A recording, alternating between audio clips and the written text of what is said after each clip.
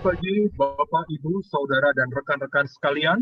Selamat datang dalam diskusi interaktif Yayasan Konservasi Alam Nusantara dalam tema Solusi Iklim dari Alam untuk Alam. Diskusi pada hari ini akan menghadirkan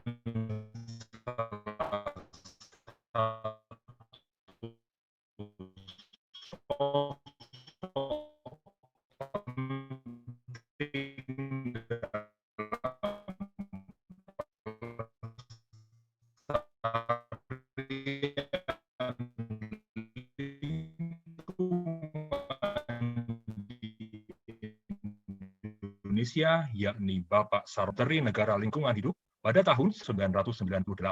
Perhatian hingga kini beliau menjadi Ketua Dewan Lingkungan Hidup dan Kehutanan.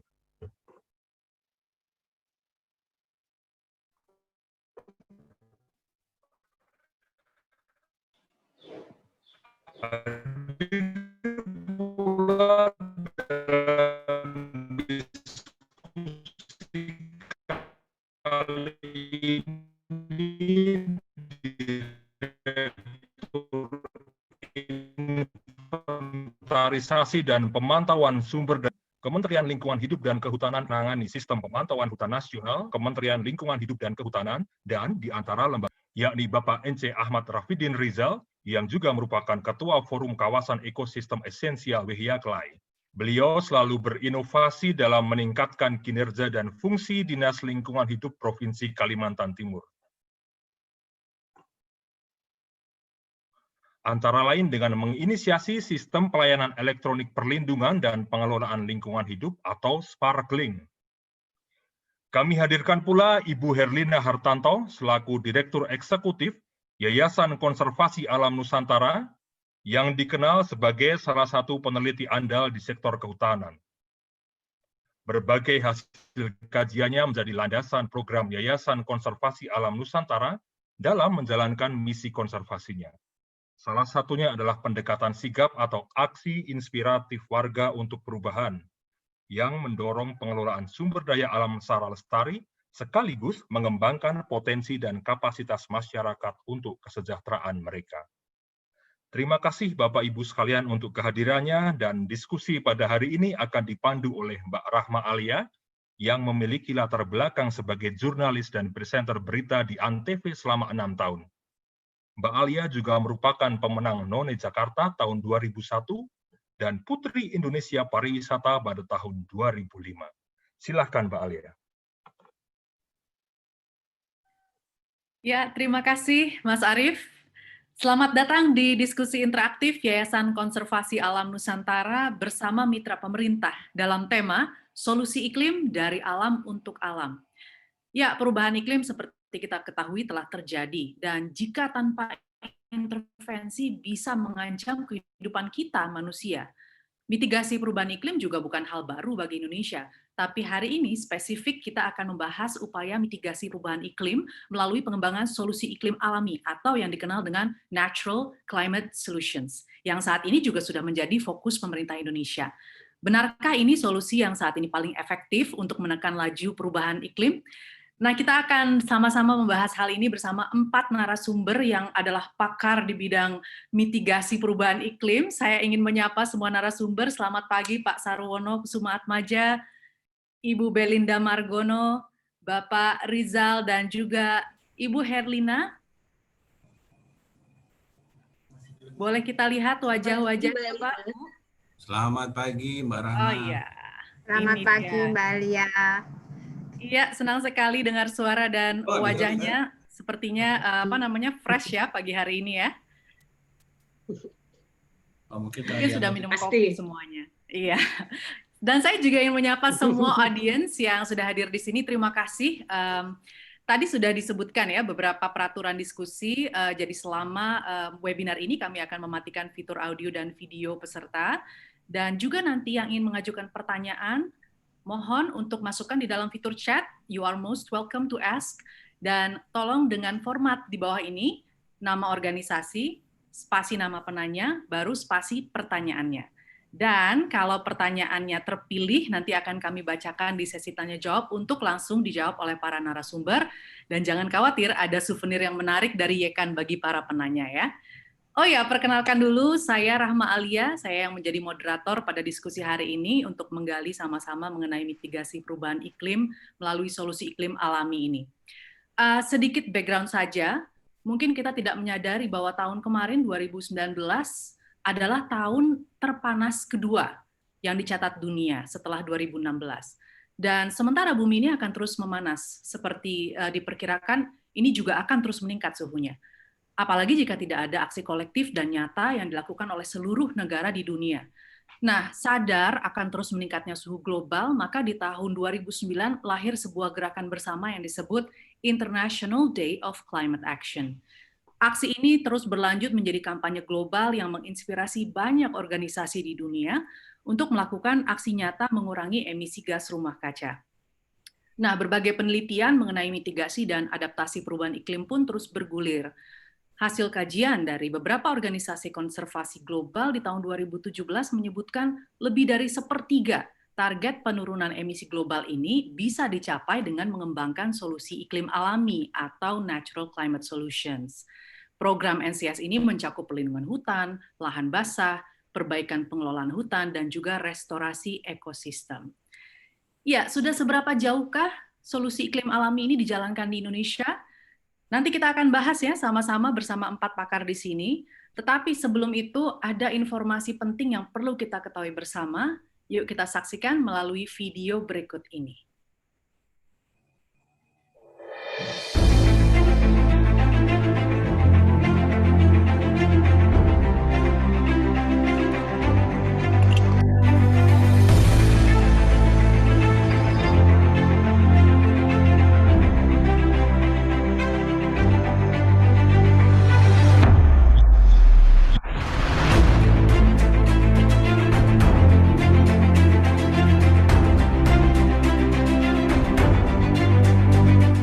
Mangrove kita hanya tinggal 3 juta dan itu banyak ancamannya. Kalau tidak dijadikan tambak, dijadikan arang mangrove.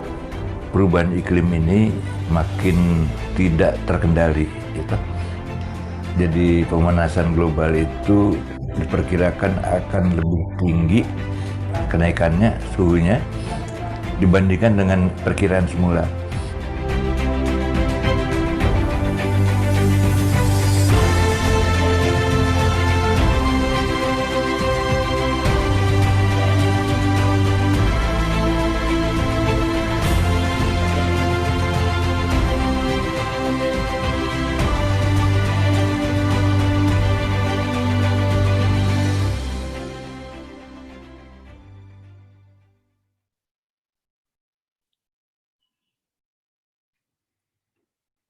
Iya, tadi disampaikan di video itu bahwa dunia menaruh asa pada Indonesia.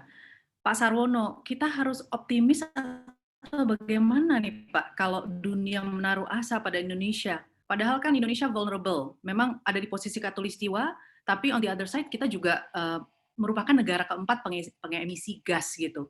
Vulnerable dalam arti kalau ada perubahan iklim kita kena dampaknya gitu Pak. Menurut Pak Sarwono bagaimana?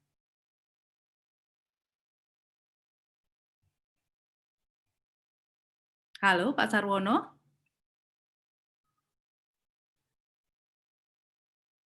Wah, sepertinya Pak Sarwono belum mendengar suara saya ya. Oke, baik. Kalau begitu kita alihkan pertanyaan ini ke Ibu Belinda. Ya. Halo Bapak, apakah Bapak sudah bergabung Pak? Oke, sudah dengar suara saya ya Pak ya? Sudah, ya. Oke Pak, tadi pertanyaannya ini kan disebut-sebut bahwa dunia menaruh asa pada Indonesia. Indonesia ini harus optimis atau bagaimana Pak? Boleh diceritain nggak bagaimana sih perjalanan 30 tahun terakhir deh Pak? Di Indonesia tuh kondisinya seperti apa? Saya rasa di kalangan para ahli ya, Indonesia tuh justru terkenal karena mempunyai katakanlah kemampuan laten ya untuk menjadi solusi bagi perubahan iklim karena kita punya hutan tropis itu salah satu yang terbesar di dunia, demikian juga mangrove kita, ya toh, dan juga masih banyak sekali, walaupun sudah banyak yang mengalami degradasi, tapi juga ada aset-aset alam kita yang masih bagus kondisinya.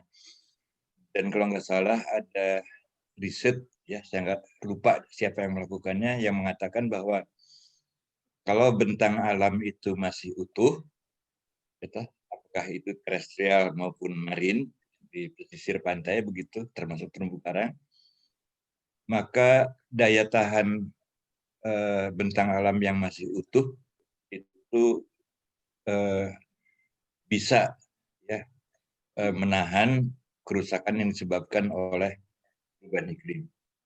Nah, jadi kalau soal Indonesia ini vulnerable atau tidak ya, saya rasa bukan kita aja, semuanya juga vulnerable. Cuman kita mesti punya kemauan politik maupun kesadaran bersama supaya kita bisa memulihkan ya kondisi alam kita, sehingga kemudian upaya pemulihan itu akan mempunyai dampak mitigasi terhadap perubahan iklim. Dan memang sekarang ini mengkhawatirkan sekali sih gejala yang kita lihat. Kalau dulu perubahan iklim itu memperlihatkan gejala slow onset ya, semacam bencana yang merayap gitu pelan-pelan ya. Nah ini belakangan ini kelihatan sekali akselerasinya itu luar biasa. Saya bisa mengumpulkan berbagai contoh tentang hal itu, tapi nanti kan makan waktu. Nah, kesimpulannya adalah bahwa mitigasi perubahan iklim ini adalah urgensi yang sangat-sangat mendesak, tetapi untuk melakukan mitigasi kita juga harus dalam saat yang bersamaan melakukan adaptasi juga. Nah, falsafah adaptasi kita adalah kita harus meniru alam, ya, dan kemudian mempunyai lifestyle yang katakanlah sebanyak mungkin, gitu, merupakan refleksi dari penghormatan kita terhadap alam tersebut. Saya kira begitu ya. Entahlah istilahnya back to nature atau apa, atau solusi iklim dari alam untuk alam, silahkan dipilih istilah yang cocok. Tapi intinya adalah kalau kita ingin melakukan mitigasi, maka terlebih dulu kita harus rubah kita punya lifestyle, sehingga adaptasi merupakan bagian yang penting juga dari mitigasi. Terima kasih. Ya, Pak, berarti kan ini mendesak sekali ya Pak ya, walaupun kita harus segera beradaptasi, ada yang sudah adapt, tapi mungkin banyak yang belum adapt. Nah, Indonesia kan sudah berkontribusi nih, ikut meratifikasi perjanjian Paris, kemudian targetnya adalah menurunkan emisi sebesar 29%. Maka Indonesia berkomit atau committed di dalam Nationally Determined Contribution. Sudah tepatkah Indonesia ikut berkontribusi dalam NDC ini, Pak? Padahal kan Indonesia ini lagi pesat perkembangan ekonominya, masuk dalam peringkat 16 dunia. Berarti kan ada hal-hal yang perlu direm gitu, Pak. Ya, ada kabar baik sih, ya, bahwa upaya kita untuk menekan deforestasi itu sudah mendapatkan rekognisi melalui pelaksanaan program REDD Plus, gitu ya, baik dari Norway maupun dari GCF, ya, sudah katakanlah bersedia membayar sejumlah uang $100 juta lebih begitu sebagai result-based payment ke Indonesia. Berarti kegiatan kita untuk mengurangi deforestasi itu sudah mendapat pengakuan. Mungkin juga tindakan-tindakan pemerintah dalam pembatasan pembukaan lahan mangrove misalnya, pembatasan pembukaan perkebunan, itu juga memperlihatkan sinyal yang positif kepada dunia luar bahwa kita memang melakukan langkah-langkah yang signifikan. Demikian juga tindakan-tindakan kita dalam mengurangi kebakaran hutan dan lahan. Kita bisa pantau dari hari ke hari dan kita juga bisa membandingkannya dengan upaya-upaya di tahun-tahun sebelumnya, kelihatannya ada perbaikan yang signifikan juga. Nah, itu. Jadi saya kira kita punya alasan untuk optimis bahwa kita sedang on the right track begitu. Dan ada satu lagi yang ingin saya kemukakan, bahwa saya memperhatikan betul ya perkembangan di bidang pertanian misalnya, karena kita juga terancam oleh bahaya kelaparan sedunia ini. Coba diceklah websitenya FAO, kemudian juga World Food Program dan juga UNDP. Itu bayangan bahaya kelaparan itu sangat nyata dan sangat immediate begitu. Saya cari tahu orang-orang kita ini lagi ngapain. Nah, ternyata yang saya lihat adalah bahwa banyak sekali generasi muda kita sudah terjun ke bidang pertanian. Satu. Dan kedua, mereka sudah mengintrodusir cara-cara baru untuk menciptakan kegiatan pertanian yang produktivitasnya tinggi, tapi juga berwawasan lingkungan begitu.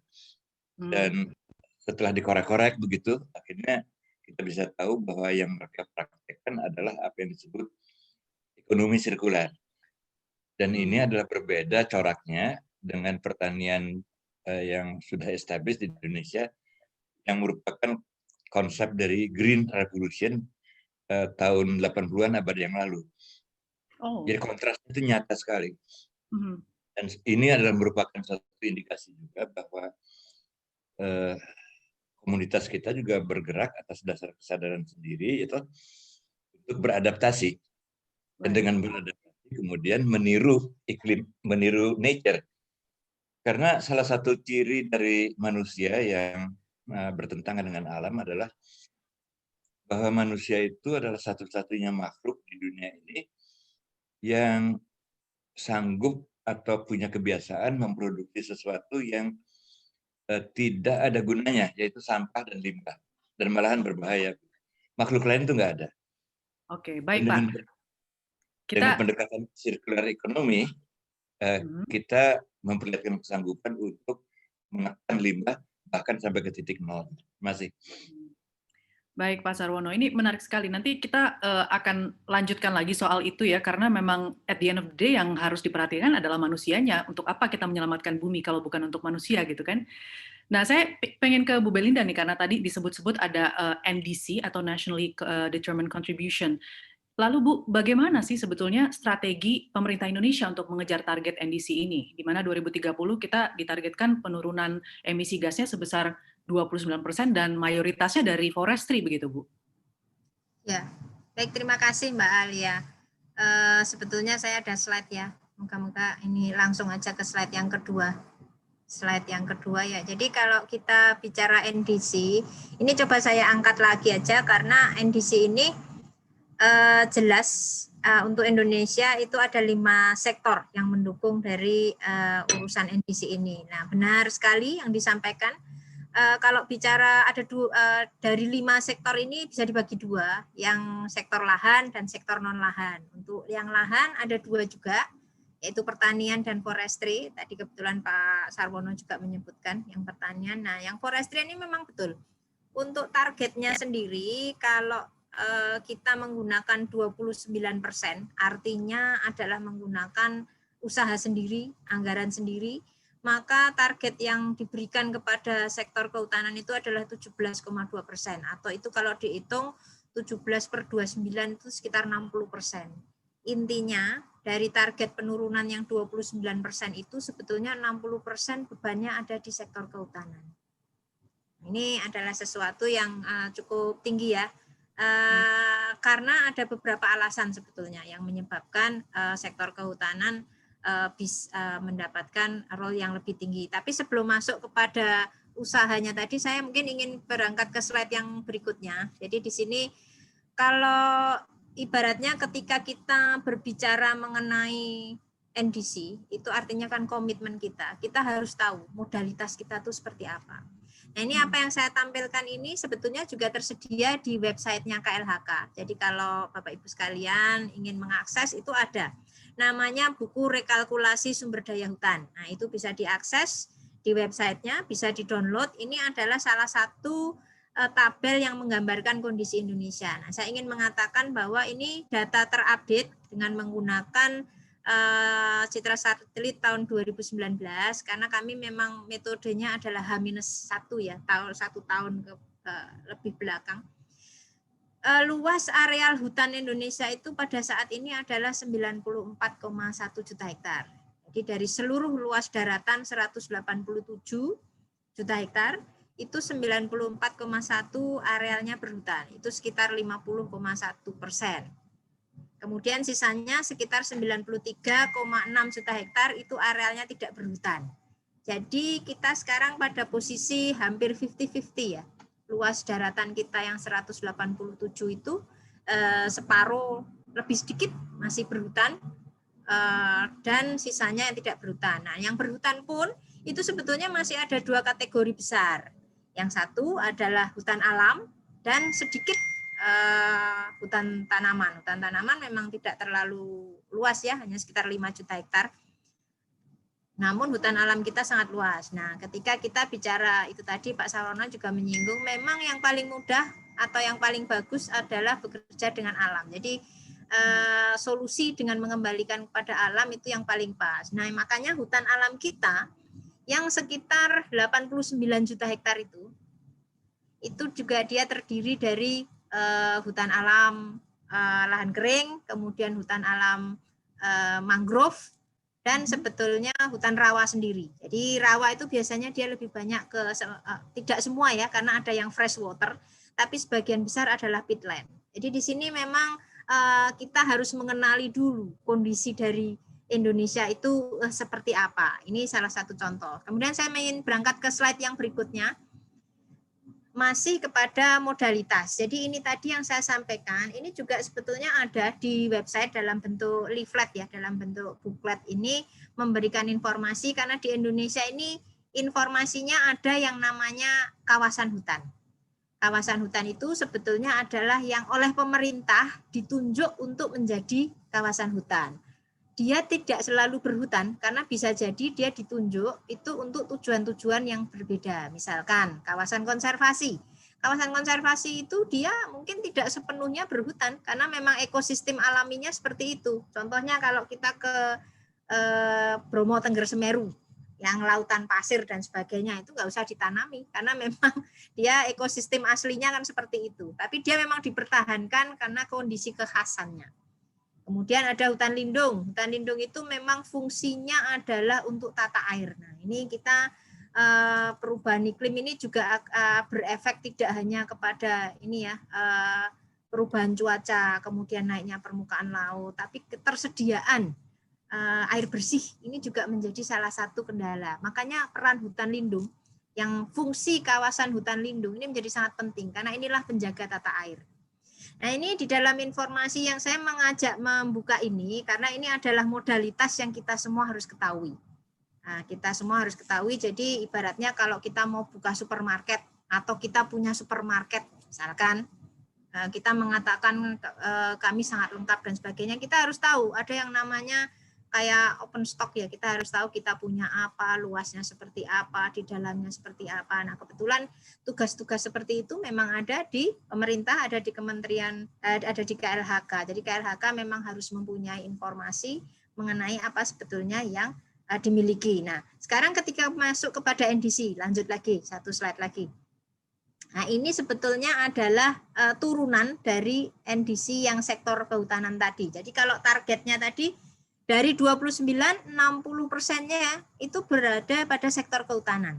Ada 4 strategi ya, 4 aksi mitigasi utama di dalam NDC untuk sektor berbasis lahan, khususnya kehutanan.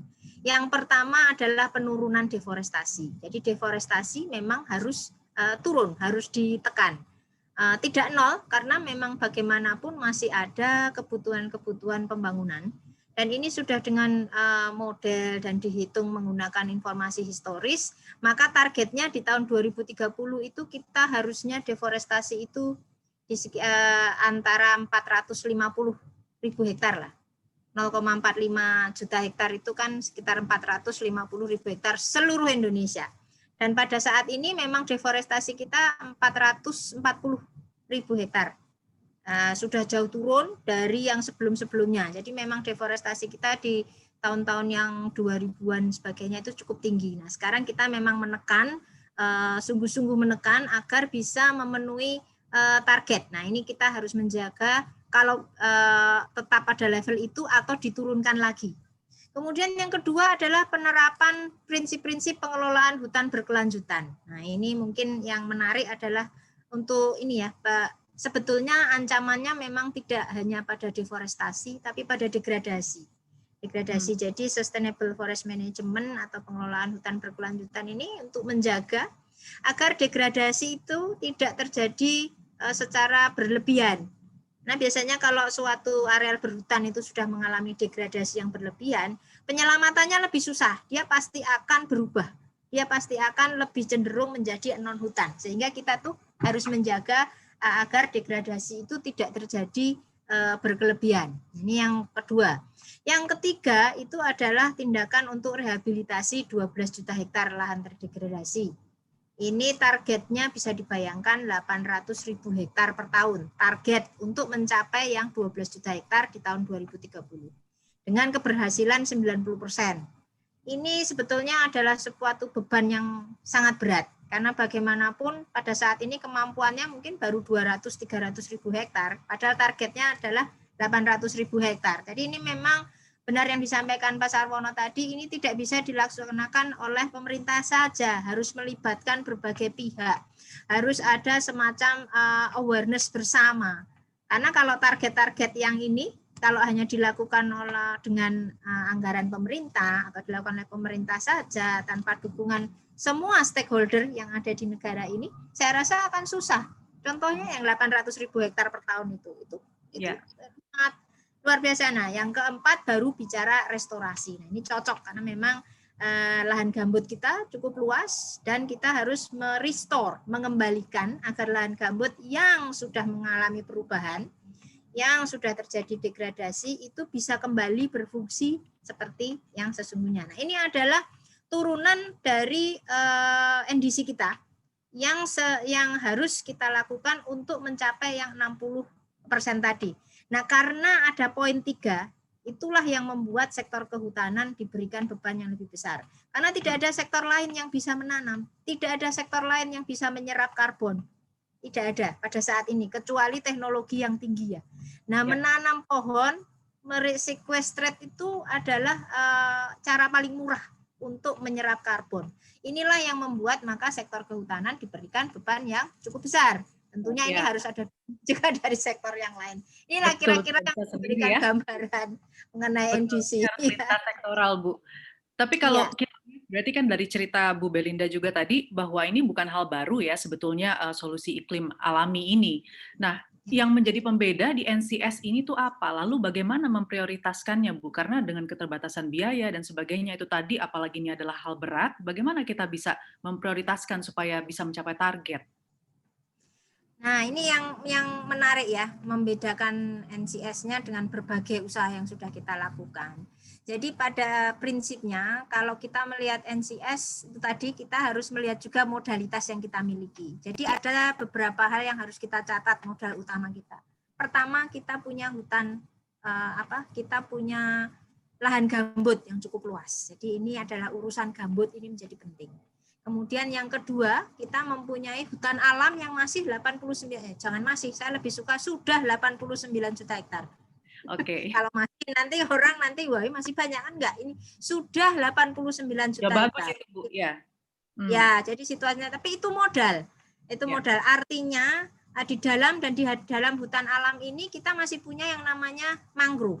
Mangrove ini sebetulnya adalah seperti masih masih ada rahasia di dalamnya. Kenapa? Karena sejauh ini kita masih banyak mempunyai informasi itu hanya informasi-informasi above ground. Jadi di atas permukaan saja, misalkan biomasanya dan sebagainya. Nah, lahan dari mangrove ini, jadi lumpur yang di bawahnya, itu berbagai penelitian juga mengatakan kandungan karbonnya sangat luar biasa. Nah, ini yang belum kita gali. Jadi sebetulnya kalau misalkan yang menjadi pembeda ya, misalkan kita mau fokus dengan modalitas yang kita miliki seperti itu, maka kita fokus kepada itu tadi, urusan menjaga agar deforestasi tidak berlebihan sesuai yang ditargetkan. Pertama. Kemudian yang kedua, kita melihat kepada objeknya, fokus misalkan kepada peatland, kepada lahan gambut. Karena lahan gambut ini memang juga source of emission kalau sampai terjadi apa-apa pada soilnya.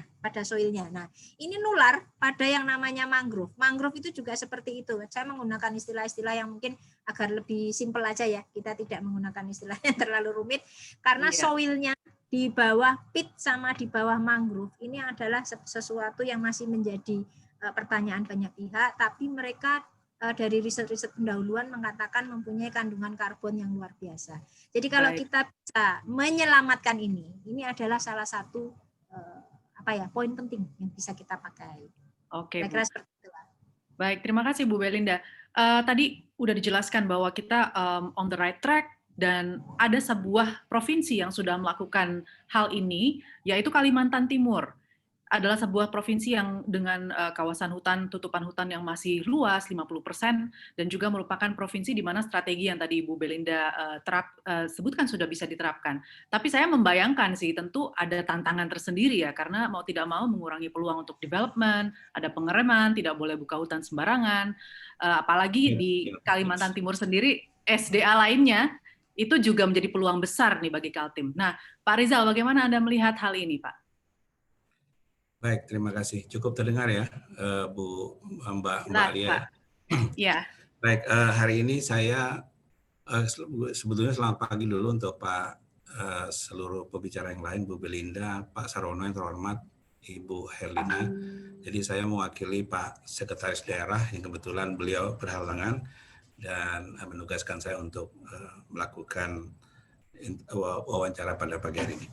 Baik, menjawab dari pertanyaan tadi, mungkin secara singkat saja bahwa untuk di Kaltim itu ada luas lahan kurang lebih 12,7 juta hektar. Jumlah penduduknya kurang lebih 3,6 juta, di mana setengah wilayah tersebut masih terdapat tutupan hutan, dengan total luas kurang lebih 8,4 juta hektar. Dan dari sekitar 3,8 juta hektar tersebut, atau 56%, merupakan hutan alam produksi. Jadi seperti disampaikan tadi oleh Bu Belinda bahwa ada kurang lebih 3,8 juta hektar di Kalimantan Timur yang merupakan hutan alam produksi. Mungkin sedikit informasi mengenai deforestasi dan degradasi. Untuk hutan alam di Kalimantan Timur rata-rata hilang kurang lebih 58.000 hektar per tahun atau kurang lebih 58.000. Dan luas hutan terdegradasi kurang lebih 13.000 hektar yang diperkirakan akan menghasilkan emisi gas rumah kaca atau CO2 kurang lebih 38 juta ton CO2 ekuivalen per tahun. Deforestasi di Kalimantan Timur disebabkan beberapa hal, diantaranya adalah pembukaan lahan untuk pertambangan, dan ini cukup lumayan. Kalau dari catatan teman-teman LSM terutama, itu adalah pembukaan lahan bukan pembukaan lahan, tapi luas izin di Kalimantan Timur dari pertambangan itu 5 juta hektar. Tapi itu biasanya dari izin yang sudah dikeluarkan dari eksplorasi, tapi pada kenyataannya kurang daripada itu. Selain daripada itu adalah konversi lahan untuk perkebunan sawit, kemudian lagi juga ada penambangan kayu, beberapa hal terkait dengan kebakaran hutan dan lahan, tapi alhamdulillah beberapa tahun ini Kalimantan Timur kebakaran hutan sudah sangat menurun sekali, dan untuk tahun 2020 kita diberkahi belum ada kejadian kebakaran hutan dan lahan.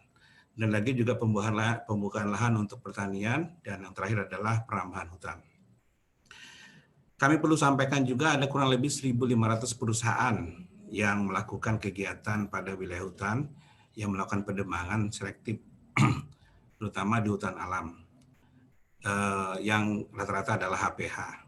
Kemudian lagi termasuk juga ada yang mengoperasikan perkebunan sawit untuk pabrik pulp dan kertas, yang disuplai dari HTI atau hutan tanam industri. Selain itu juga ada pertambangan batu bara dengan teknik open pit mining.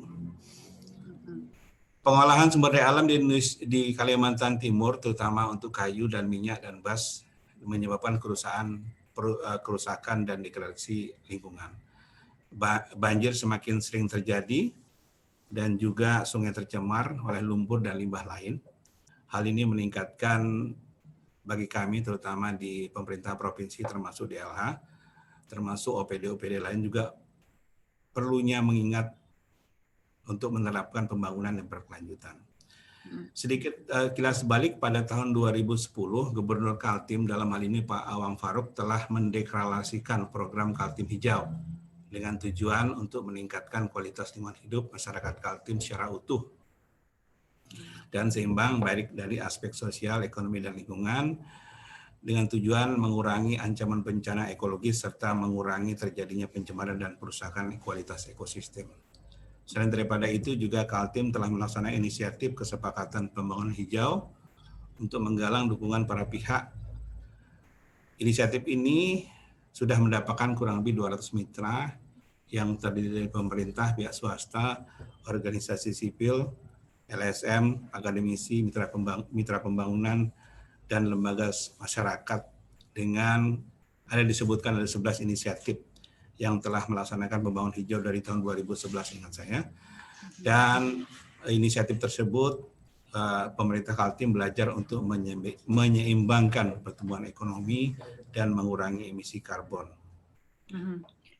Ya, wah menarik sekali. Jadi mungkin itu ya sebabnya Kaltim suka disebut-sebut sebagai pionir pembangunan hijau di Indonesia gitu ya Pak ya. Tapi kalau pemangku kebijakannya seperti Pak Rizal sih saya yakin ini berjalan terus. Kalau Pak Rizal diganti nanti dijamin nggak nih Pak akan terus berjalan? Mudah-mudahan tetap berjalan ya Pak. Saya kira salah satu yang menjadi komitmen kami adalah terutama dari segi indikator kinerja utama LH, itu sekarang kami memang menghitung penurunan emisi gas rumah kaca Mbak Alia. Jadi insya Allah, sudah ada datanya Pak, berapa sih kontribusinya yang sudah bisa dikurangi dari selama ini? Kaltim punya data? Ada berapa? 12? Kurang lebih 11 ya. Kurang lebih 11 sampai 12 juta CO2 penurunannya yang sudah kita hitung dari tahun 2019 Mbak Alia. Berarti sudah berhasil diturunkan sebegitu jauh, dan apakah ada kompensasi bagi Kaltim sendiri? Jadi gini. Jadi perlu kami sampaikan bahwa di dalam 5 tahun kita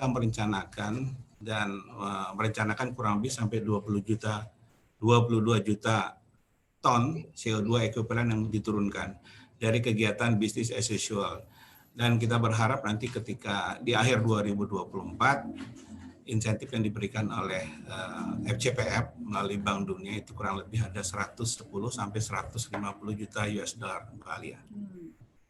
Berarti ini membuktikan kalau misalnya suatu daerah gitu ya melakukan upaya untuk menurunkan emisi gas ini, mereka bukannya rugi tetapi justru mendapatkan bantuan gitu ya. Jadi this is a good strategic plan untuk Indonesia ke depan. Apalagi Indonesia punya banyak hutan, berarti kan posisi bargaining position-nya cukup tinggi gitu ya.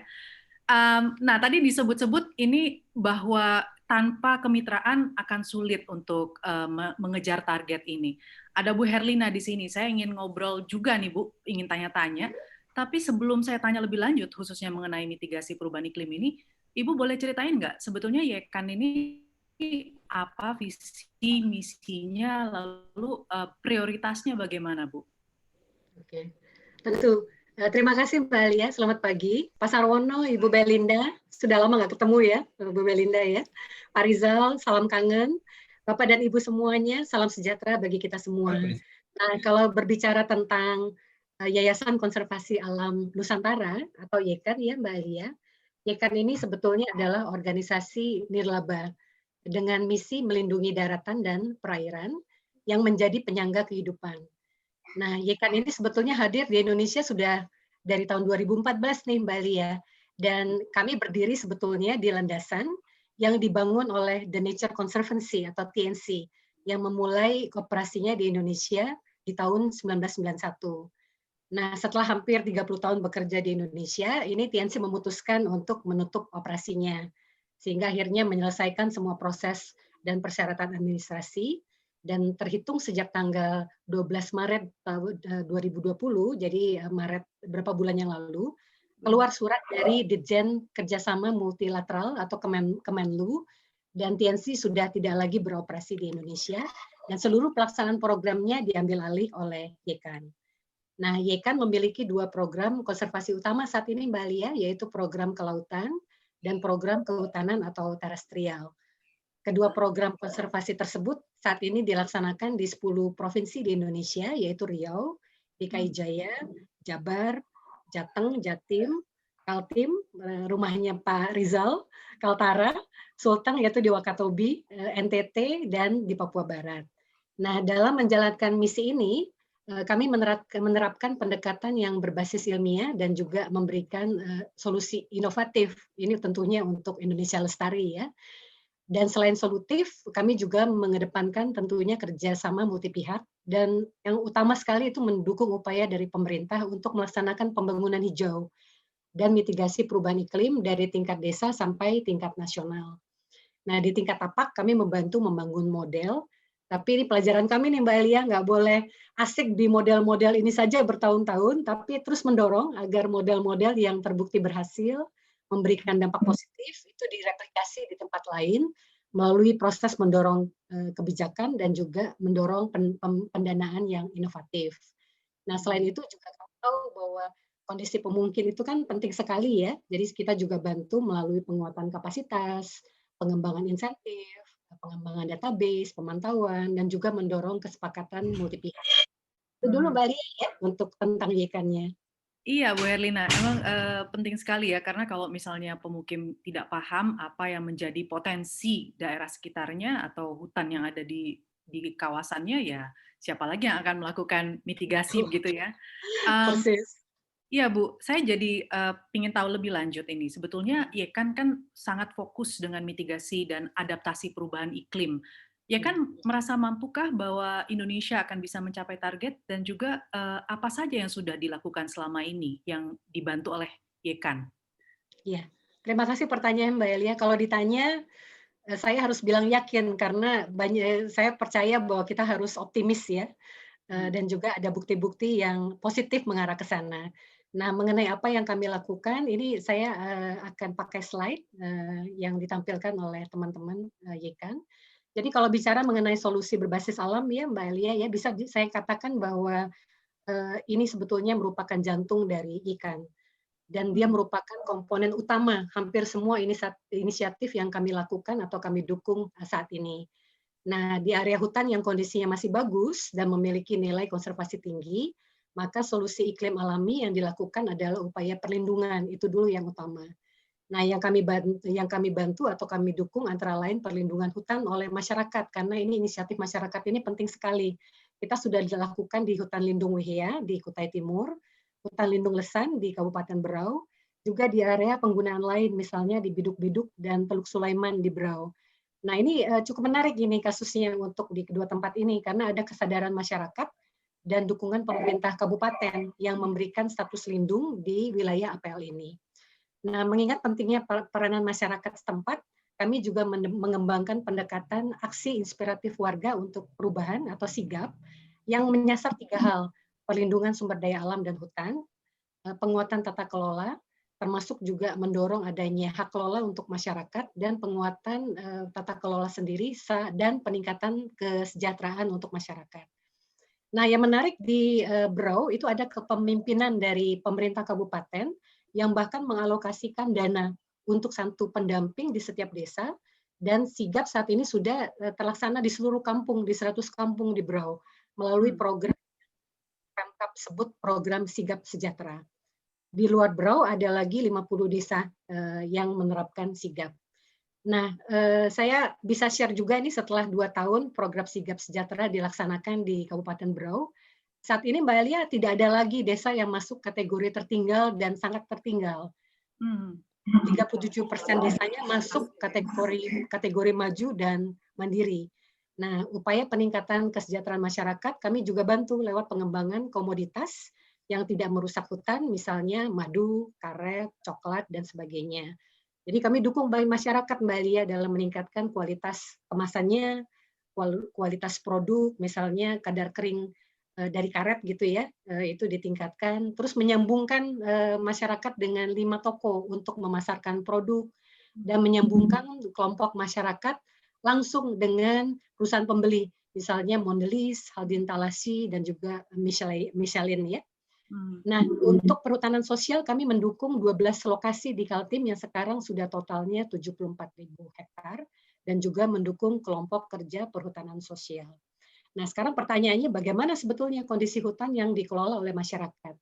Hasil evaluasi GIS yang kami lakukan di 15 area hutan yang dikelola masyarakat selama periode 2015 sampai 2017, ternyata 80%-nya, jadi 12 dari 15 kawasan hutannya, menunjukkan penurunan deforestasi. Nah, ini hasil awal yang menurut kami baik sekali, dan kami akan terus lanjutkan hasil analisis di tahun-tahun berikutnya. Kita lanjut dulu ya, Mbak Alia, ya, di slide berikutnya ya.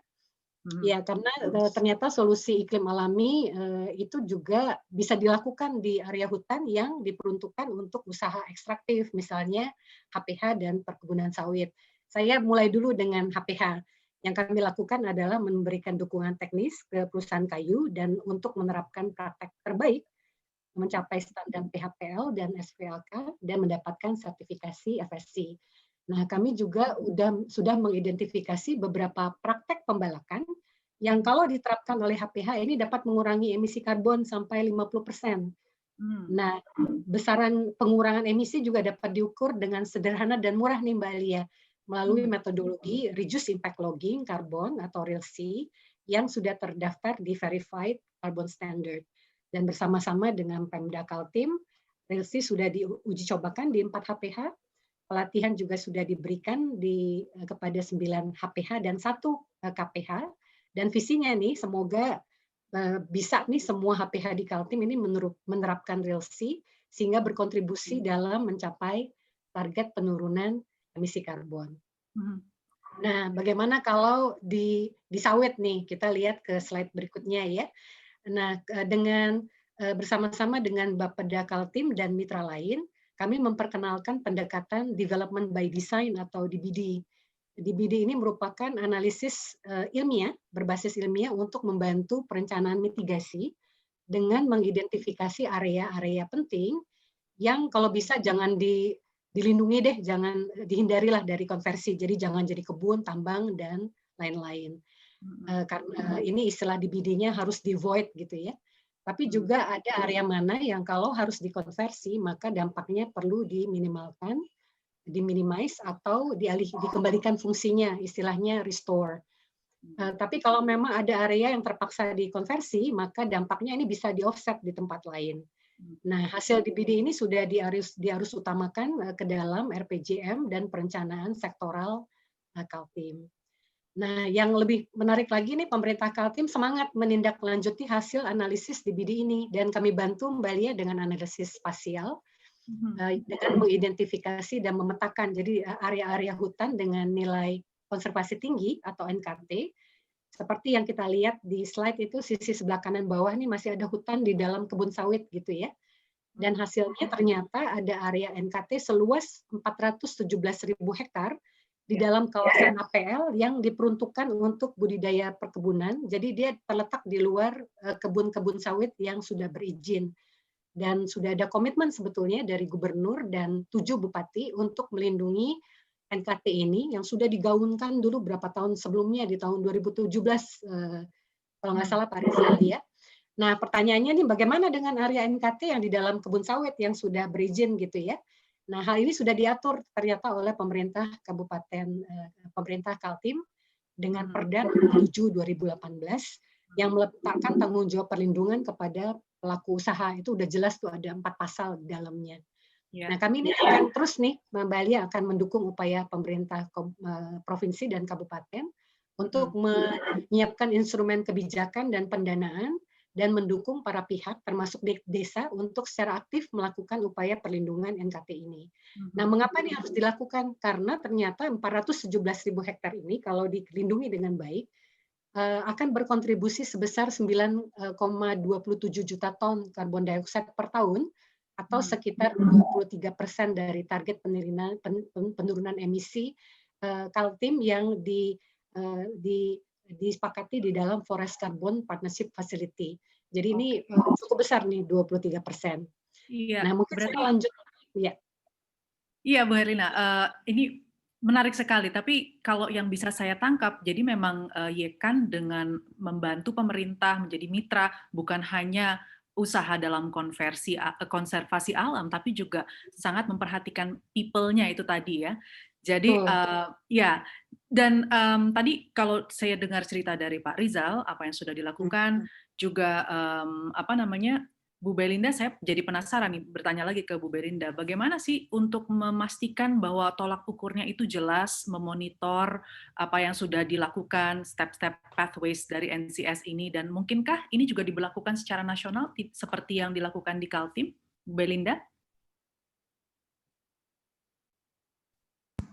Baik, terima kasih Mbak Alia. Jadi mungkin saya mulai dengan slide nomor 8 saja. Slide nomor 8. Jadi kalau misalkan kita ingin tahu apa yang sudah dilakukan ini bisa dimonitoring, apa bisa dimonitor atau lanjut slide-nya ke slide nomor 8. Ini slide nomor 67. Nah ini. Jadi kalau kita misalkan mau tahu apa yang sudah dilakukan dan bagaimana untuk menjaga monitoring terhadap aksi-aksi perubahan iklim ini, sebetulnya cara mudah untuk mengkuantifikasi ini adalah rumus. Ini rumus ini sebetulnya yang saya munculkan di sini ini adalah rumus bahwa kalau kita mau mengetahui emisi gas rumah kaca khususnya dari berbasis lahan untuk melihat kita yang sudah kita lakukan berefek apa tidak, itu rumusnya hanya 2. Kita harus tahu apa yang namanya activity data. Activity data ini adalah terkait dengan tadi modalitas dalam bentuk luasan dan perubahannya. Kemudian faktor emisi. Faktor emisi ini adalah menggambarkan kelas tertentu atau kelas tutupan lahan tertentu itu sebetulnya bisa dikuantifikasi mempunyai biomasa berapa dan dikonversi ke karbon berapa. Jadi faktor emisi sebetulnya menggambarkan seperti itu. Nah, kalau keduanya ini bisa kita peroleh, sebetulnya kita mendapatkan informasi cukup bagus mengenai GHG Greenhouse Gases Inventory pada saat itu. Nah, dibayangkan kalau kita mempunyai data ini secara series, misalkan seriesnya itu dibuat dalam setahun sekali. Jadi kita bisa tahu aksi-aksi di tahun, misalkan di tahun 2018, misalnya di 2018 kondisi gas rumah kaca kita sekian gigaton. Kemudian diperoleh dari itu tadi activity data pada tahun 2018 dan faktor emisi yang dipakai pada tahun 2018. Kemudian seriesnya kita juga punya 2019-nya. Nah, ketika 2 data ini dibandingkan, itu kita bisa memperoleh informasi bahwa sebetulnya ada perubahan signifikan. Apakah gas rumah kaca kita meningkat ataukah gas rumah kaca kita menurun? Misalkan kita sudah melakukan berbagai aksi, termasuk melakukan penanaman, mengurangi deforestasi, dan sebagainya, itu akan terukur dengan cara rumus seperti ini. Nah, sekarang kalau timbul pertanyaannya, saya coba melangkah lebih jauh ya Mbak Alia. Kalau ini kan rumit ya, bicaranya activity data. Bagaimana kita mendapatkan activity data? Nah, ini saya ingin maju ke slide berikutnya. Jadi sebetulnya activity data itu, ini malah salah, ini malah faktor emisi dulu, ya udah nggak apa-apa. Ini bicara mengenai faktor emisi dulu. Faktor emisi ini sebetulnya yang menggambarkan, satu kali klik lagi, itu menggambarkan kondisi biomasa tapi dikonversi kepada karbon. Nah, Indonesia ini di bawah KLHK kita mempunyai lebih dari 3.000 plot, 4.000 plot. 4.000 plot permanen seluruh Indonesia. Jadi yang titik-titik warna merah ini adalah plot permanen. Yang diukur secara sistematis ya, dia diulang pada waktu tertentu. Nah, ini plotnya ini sebetulnya terdiri dari sub-plot. Kita menyebutnya ada yang permanen sample plot, ada yang temporary sample plot. Nah, dari situ mereka diukur. Tiap PSP dan TSP ini dia diukur. Kemudian kita bisa melakukan estimasi mengenai biomasa sesuai dengan informasi tutupan lahannya. Sehingga kita bisa tahu di tiap plot ini dia bisa merepresentasikan biomasa berapa dan itu merepresentasikan kelas tutupan apa dan mempunyai biomasa berapa. Nah, dari sinilah kita sebetulnya mempunyai data mengenai faktor emisi untuk Indonesia. Dan itu disusun per penutupan lahan. Di Indonesia ada 23 kelas penutupan lahan, 7 kelas berhutan, sisanya tidak berhutan. Itu semua saat ini memang fokus kita lebih banyak pada yang berhutan. Jadi faktor emisinya lebih banyak kepada yang berhutan. Tapi bukan berarti yang tidak berhutan kita juga tidak punya. Nah ini cara kita memperolehnya. Lanjut sekali lagi. Nah yang data aktivitas ini diperoleh dari data penginderaan jauh. Data penginderaan jauh ini sistem monitoring hutan NFMS National Forest Monitoring System Simontana, sistem monitoring hutan nasional yang dimiliki oleh KLHK. Ini sistem ini sebetulnya sudah 20 tahunan umurnya, dinamai Simontana di 2015, tapi ini sistemnya sudah dari tahun 2000 dan kita baru saja kemarin inilah masuk 45 besar untuk pelayanan publik untuk memberikan informasi mengenai ini. Nah, ini data aktivitas yang tadi saya sebutkan itu diperoleh dari sistem ini. Jadi setiap tahun kita itu mendapatkan informasi mengenai kondisi tutupan lahan Indonesia dalam 23 kelas itu, termasuk perubahannya. Makanya kita bisa mempunyai data dan informasi mengenai deforestasi. Nah, inilah data dan informasi yang kita bangun untuk bisa melakukan pemantauan terhadap kondisi fisik, kemudian dikonversi kepada karbon. Nah, ini saya ingin satu lagi ya, contoh lagi, ini moga-moga bukan animasi ya, ini bisa jalan. Nah, ini monitoring tadi saya sampaikan Simontana ini, NFMS Simontana ini sudah 20 tahunan.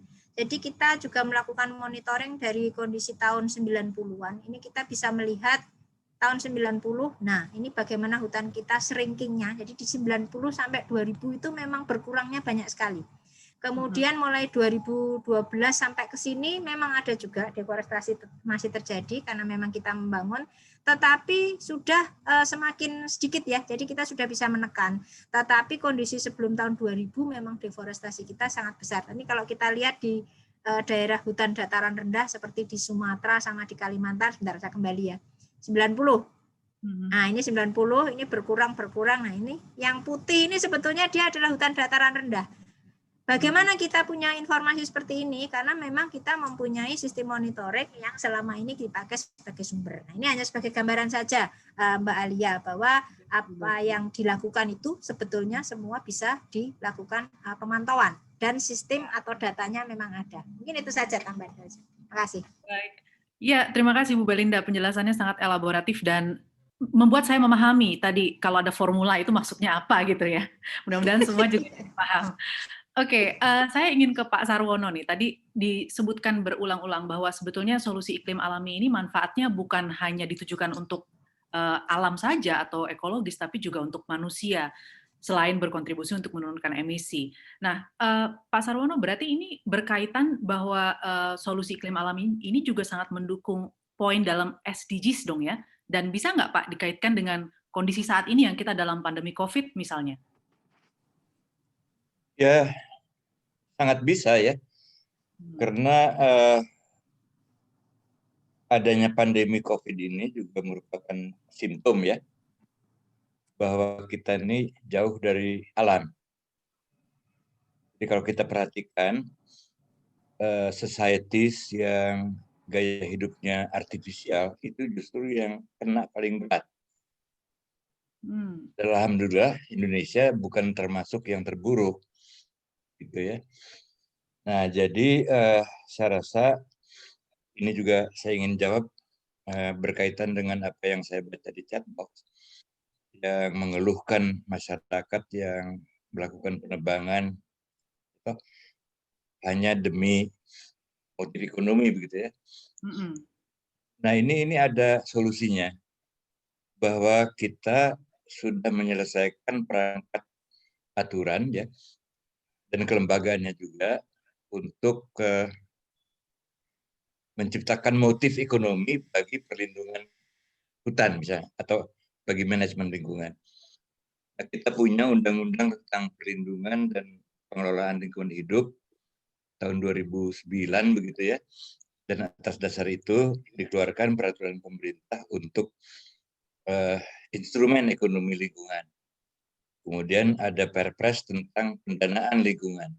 Dan sesudah itu ada Badan Pengelola Dana Lingkungan Hidup. Dan alhamdulillah semua ketentuan ini tidak termasuk yang dihapus oleh Undang-Undang Sapu Jagat, yang namanya Cipta Kerja itu. Gitu. Nah, jadi ada motif ekonomi bagi orang untuk masuk ke konservasi sebetulnya sih. Jadi orang dapat insentif ekonomi untuk konservasi, berbeda dengan situasi sebelumnya, di mana konservasi itu dipersepsikan sebagai suatu perbuatan mulia yang memerlukan pengorbanan. Nah, itu persepsi itu akan berubah melalui instrumen ekonomi yang sedang diciptakan. Badannya udah berdiri, tapi belum dideklar gitu ya. Mestinya sebentar lagi. Terima kasih. Baik, terima kasih Pak Sarwono. Saya ingin kembali ke Bu Herlina sebentar nih. Tadi Ibu belum sempat menyebutkan soal mangrove. Mangrove ini kan tadi disebut-sebut juga ya sama Bu Belinda, sebenarnya ada secret atau ada sesuatu yang kita belum ketahui. Kalau dari Yekan sendiri berkaitan dengan mangrove, apa Bu yang sudah dilakukan? Dan juga kebakaran hutan. Oke, ya terima kasih Mbak Alia. Ya memang mangrove, ekosistem mangrove ini penting sekali Mbak Alia ya, karena kandungan karbon di underground sama above ground-nya kan tinggi sekali ya. Nah, yang Yekan sudah lakukan bersama-sama dengan mitra itu adalah melakukan upaya perlindungan dan juga restorasi yang untuk ekosistem mangrove, dan upaya ini kita lakukan misalnya di Delta Mahakam yang merupakan salah satu inisiatif kesepakatan pembangunan hijau Kaltim dan beberapa area mangrove di Berau. Dan selain itu kami juga mendorong perusahaan nih Mbak Lia, karena perusahaan kan sebetulnya juga punya kontribusi ya untuk melakukan aksi-aksi untuk perlindungan dan restorasi mangrove ini. Kita lakukan di bawah program merah, dan sudah ada 4 perusahaan yang terlibat, yaitu APP, Indofood, Chevron, dan Jarum, yang mendukung upaya pemerintah, dan lokasinya satu di DKI Jaya nih Mbak Lia, dekat sekali nih di Suaka Marga Satwa Muara Angke, karena kita sebagai orang Jakarta juga harus ada kontribusi ya kepada kita punya halaman belakang, juga di Riau dan Semarang, dan di 3 lokasi tersebut sudah tersusun dokumen rencana pemulihan ekosistem mangrove. Nah, untuk di DKI Jaya, selain tersusun dokumen perencanaan tersebut, sudah berjalan juga proses membangun sarana pendidikan lingkungan, karena ini penting ya, apa tuh mangrove dan sebagainya. Ini sudah dibuat infrastruktur gerbang selamat datang dan boardwalk sepanjang 239 meter, itu di bawah komando Ditjen KSDAI. Nah, selanjutnya akan dilakukan upaya pemulihan ekosistem, seperti perbaikan hidrologi, pengendalian sampah, revitalisasi feeding ground burung air, dan sebagainya. Dan nanti akan dilakukan penanaman mangrove secara bertahap seluas 2,7 hektar dengan 24.000 bibit secara bertahap. Nah, kalau ngomong kebakaran hutan ini akan bisa panjang nih ceritanya Mbak Lia ya, tapi kalau secara singkat sih, tadi Pak Rizal sempat bilang Kaltim sudah punya komitmen Kaltim hijau gitu ya. Nah, kita bantu Kaltim untuk membangun suatu inisiatif yang namanya Kesepakatan Pembangunan Hijau, itu untuk mengajak para mitra nih untuk membantu pemerintah. Sudah ada 200 lembaga dan sebagian besar terlibat langsung dalam menguji cobakan penerapan 11 inisiatif model. Nah, salah satu inisiatif model yang penting kalau kita bicara tentang NCS, itu pengendalian kebakaran lahan dan kebun. Sudah terbangun perusahaan sawit, GAPI, Dinas Perkebunan Provinsi dan Kabupaten, OPD terkait, dan LSM di 4 kabupaten yang mencakup area seluas 0,5 juta hektar. Dalam kerjasama ini para pihak ini urunan nih menggalang pendanaan gitu ya, dan membekali 5 brigade Satgas Pengendalian Kebakaran Lahan dan Perkebunan dan 12 kelompok tani peduli api, sehingga mereka kalau ada kebakaran ini sigap nih bagaimana mengendalikannya, dan bahkan jauh-jauh hari juga sudah melakukan upaya pencegahan. Kita akan pantau terus ya Mbak Lia bersama-sama dengan pemerintah bagaimana hasil dari inisiatif model kebakaran lahan ini, dan kalau berhasil nanti kita tentunya akan membantu mereplikasi di tempat lain. Kalau dari Yekan sendiri, setelah Kaltim, apakah ada the next project di mana misalnya di Indonesia? Kalau the next project-nya sebetulnya secara paralel selain Kaltim, tadi saya sebut ada 9 provinsi lain ya Mbak Alia ya. Di 9 provinsi ini kita melakukan banyak pekerjaan terkait juga dengan Nature Climate Solutions yang pada prinsipnya ini membantu pemerintah bekerja sama dengan para pihak mulai dari merestorasi dan melindungi hutan alam, kemudian juga melindungi mangrove-nya dan sebagainya. Jadi semuanya berjalan dengan paralel, tapi kita juga memang banyak membantu Kalimantan Timur karena kita lihat Kalimantan Timur mempunyai komitmen yang kuat sekali. Dan juga ini sebetulnya kalau di Kaltim kita juga bicara tentang Berau ya Mbak Alia ya.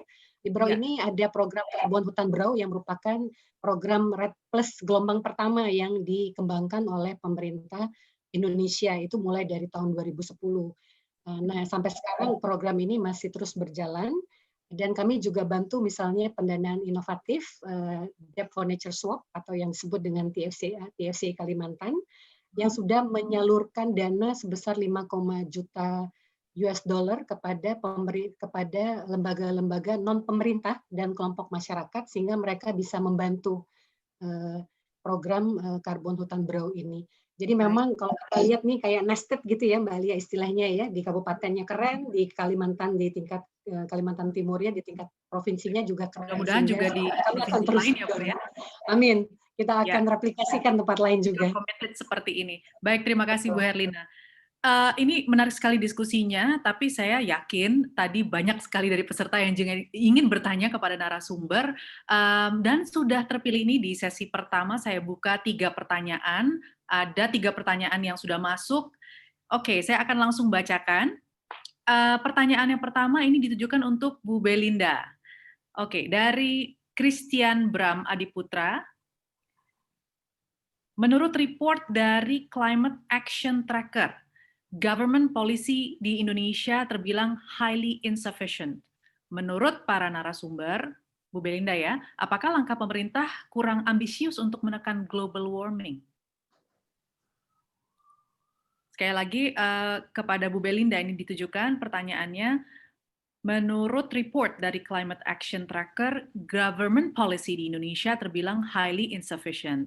Menurut para narasumber, apakah langkah pemerintah kurang ambisius untuk menekan global warming? Mungkin bisa dijawab oleh Bu Belinda saja ya. Langsung dijawab ya? Ya, silakan Ibu. Oke, jadi kalau pertanyaannya misalkan itu tadi, nah, karena ini ada reportnya ya, apakah pemerintah kurang ambisius? Nah, ini pertanyaan gini. Kalau dilihat ya, misalkan kita membandingkan itu dengan banyak negara, kita kan tidak bisa membandingkan dalam negara sendiri ya, kita melihat dengan kondisi negara yang lain. Kalau kita lihat, NDC itu semua negara juga membuat, sebagian besar mereka membuat. Nah, yang mereka meratifikasi Paris Agreement, mereka memang harus membuat. Kalau dilihat, komitmen Indonesia itu udah paling tinggi. Komitmen Indonesia itu sudah amat sangat tinggi. Jadi kita berani memberikan 29 sampai 41%. Itu sudah sangat luar biasa. Jadi saya mungkin ingin melihat dulu publik yang menanggapi ini mau dibandingkannya dengan di mana dulu. Kan kadang-kadang kita harus melihat ya. Karena gini, negara yang maju saja, negara maju saya kebetulan nggak hafal angka-angkanya ya, tapi negara yang maju saja mereka sedikit sekali yang berani menyampaikan seperti itu. Jepang dia hanya 26%. Itu sudah paling tinggi. Yang lain masih lebih rendah. Kita itu negara yang sedang membangun. Dan semua untuk yang clean energy dan sebagainya itu membutuhkan biaya yang sangat besar. Intinya seperti itu. Jadi kita memang lebih banyak bebannya masih kepada urusan sektor lahan. Tapi mungkin saya ingin mengajak publik untuk berpikir dulu lah. Melihat dulu, memang kita melihat kayaknya ini kurang, ini masih ini memang betul kalau mau dilihat seperti itu. Tapi kita melihat juga kita di negara ini sedang membutuhkan untuk apa. Kemudian kita mempunyai modal seperti apa dan bagaimana kita mengaturnya. Jadi saya rasa kalau dibilang pemerintah kita kurang ambisius, saya rasa dengan 41% itu sudah sangat ambisius. Dan ini sebetulnya topiknya juga menjadi pembahasan di negosiasi. Selalu saja dikatakan ada di negosiasi itu ada 2 grup, antara kelompok negara maju dan kelompok negara berkembang. Kan gitu. negara maju ini selalu ini karena mereka kan harus memberikan kontribusi ya kan. Jadi gini, negara maju itu kan sudah merusak sumber daya alamnya lebih dulu. Jadi mereka sudah melewati, sudah nggak punya sumber daya alam, ya tinggal yang di-preserve aja. Tapi dari yang mereka sudah merusaknya ini, mereka sudah mempunyai banyak. Jadi sudah ada modal, sudah ada misalkan ya budget dan sebagainya untuk clean teknologi dan sebagainya, mereka sudah punya. Jadi pertentangannya selalu begitu. Sementara negara berkembang itu selalu ditekan jangan merusak ini, merusak itu. Kita nggak ada masalah. Namun tentu harus ada kontribusinya kan seperti itu. Nah ini yang kadang-kadang masih menjadi pembicaraan antara negara maju dan negara berkembang. Karena gini, kalau misalkan kalau misalkan kita tidak boleh atau diminta untuk tidak menggunakan sumber daya alamnya untuk kepentingan bangunan misalkan, berarti harus ada kontribusi yang disampaikan. Nah ini memang contoh salah satu yang disampaikan Pak Sarwono tadi sudah masuk, misalkan melalui JEF di mana kita sudah dikomitmenkan dengan ini kita tidak melakukan apa-apa, kecuali menjaga sumber daya alam kita, menekan angka deforestasi, menekan emisi gas rumah kaca, itu kita mendapatkan 103,8 juta dolar dari JEF. Berarti itu ada kontribusi. Nah ini yang sebetulnya kita lihat apresiasi dari pihak-pihak yang memang mempunyai source of fund ini untuk membantu negara-negara, karena kita kan berarti nggak ngapa-ngapain.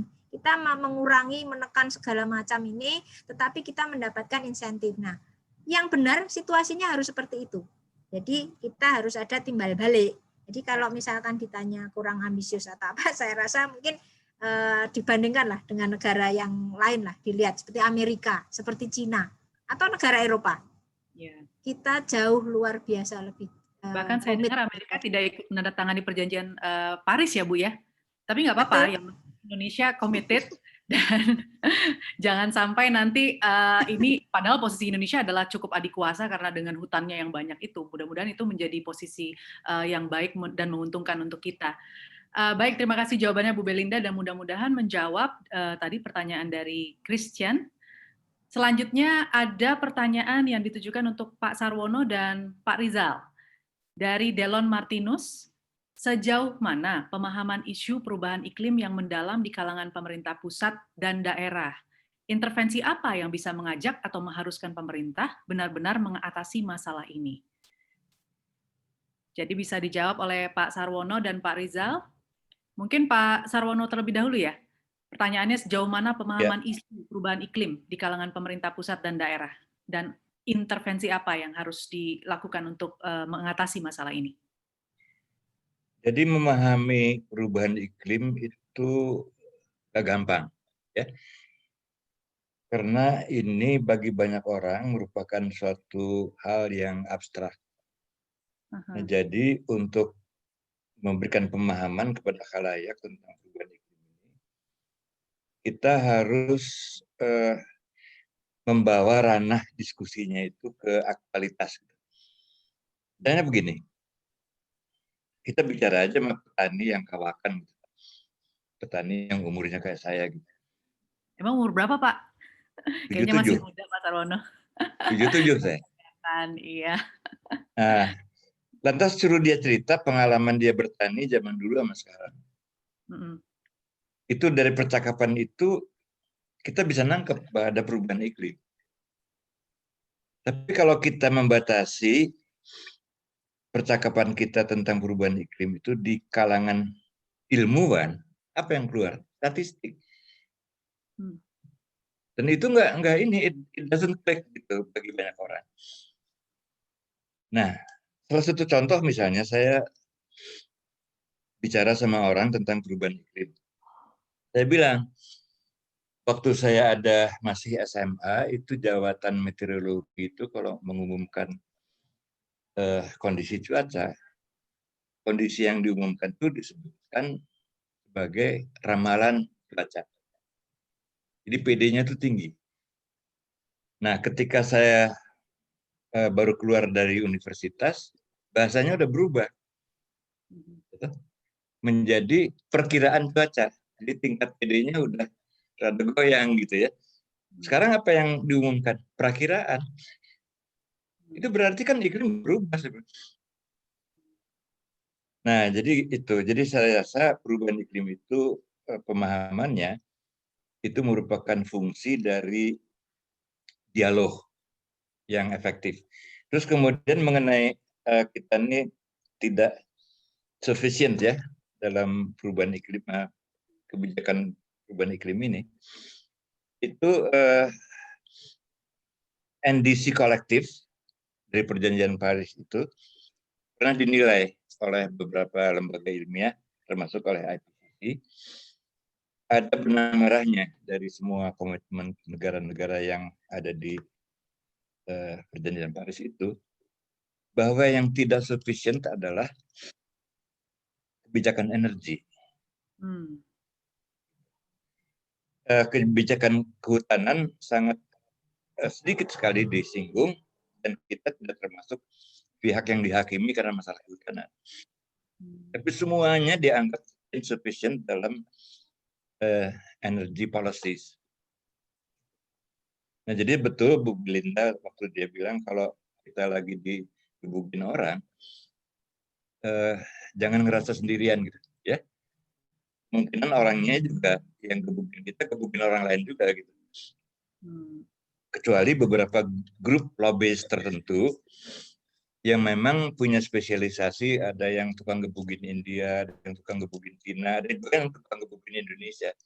Nah, itu ada arrangement-nya bagi orang-orang yang kelakuannya seperti itu. Jadi menghadapi politik global kayak gini nih, kita mesti smart aja, pinter, dan cukup percaya diri bahwa kita juga punya hal-hal positif yang bisa disumbangkan ke dunia melalui ikhtiar kita. Terima kasih.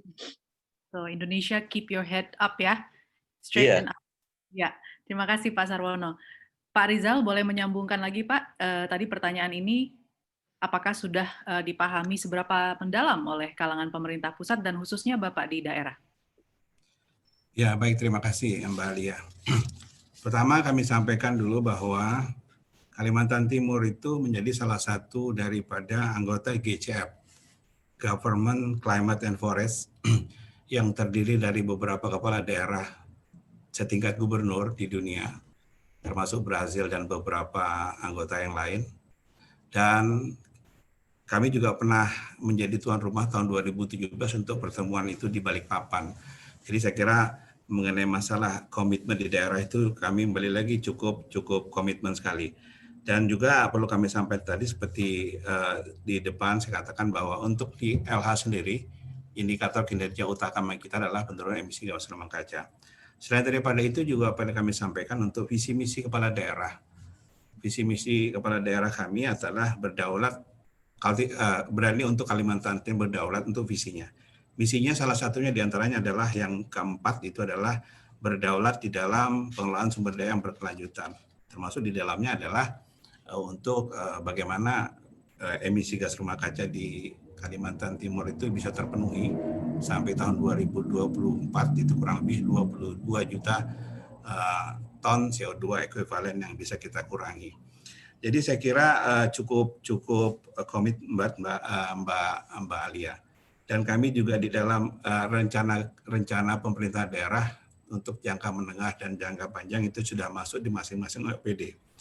Untuk regulasi juga kami cukup lengkap. Tadi disampaikan juga oleh Bu Herlina, untuk tahun 2019 kita sudah menerbitkan Perda tentang adaptasi dan mitigasi perubahan iklim. Tahun 2018 sudah keluar pembangunan perkebunan berkelanjutan.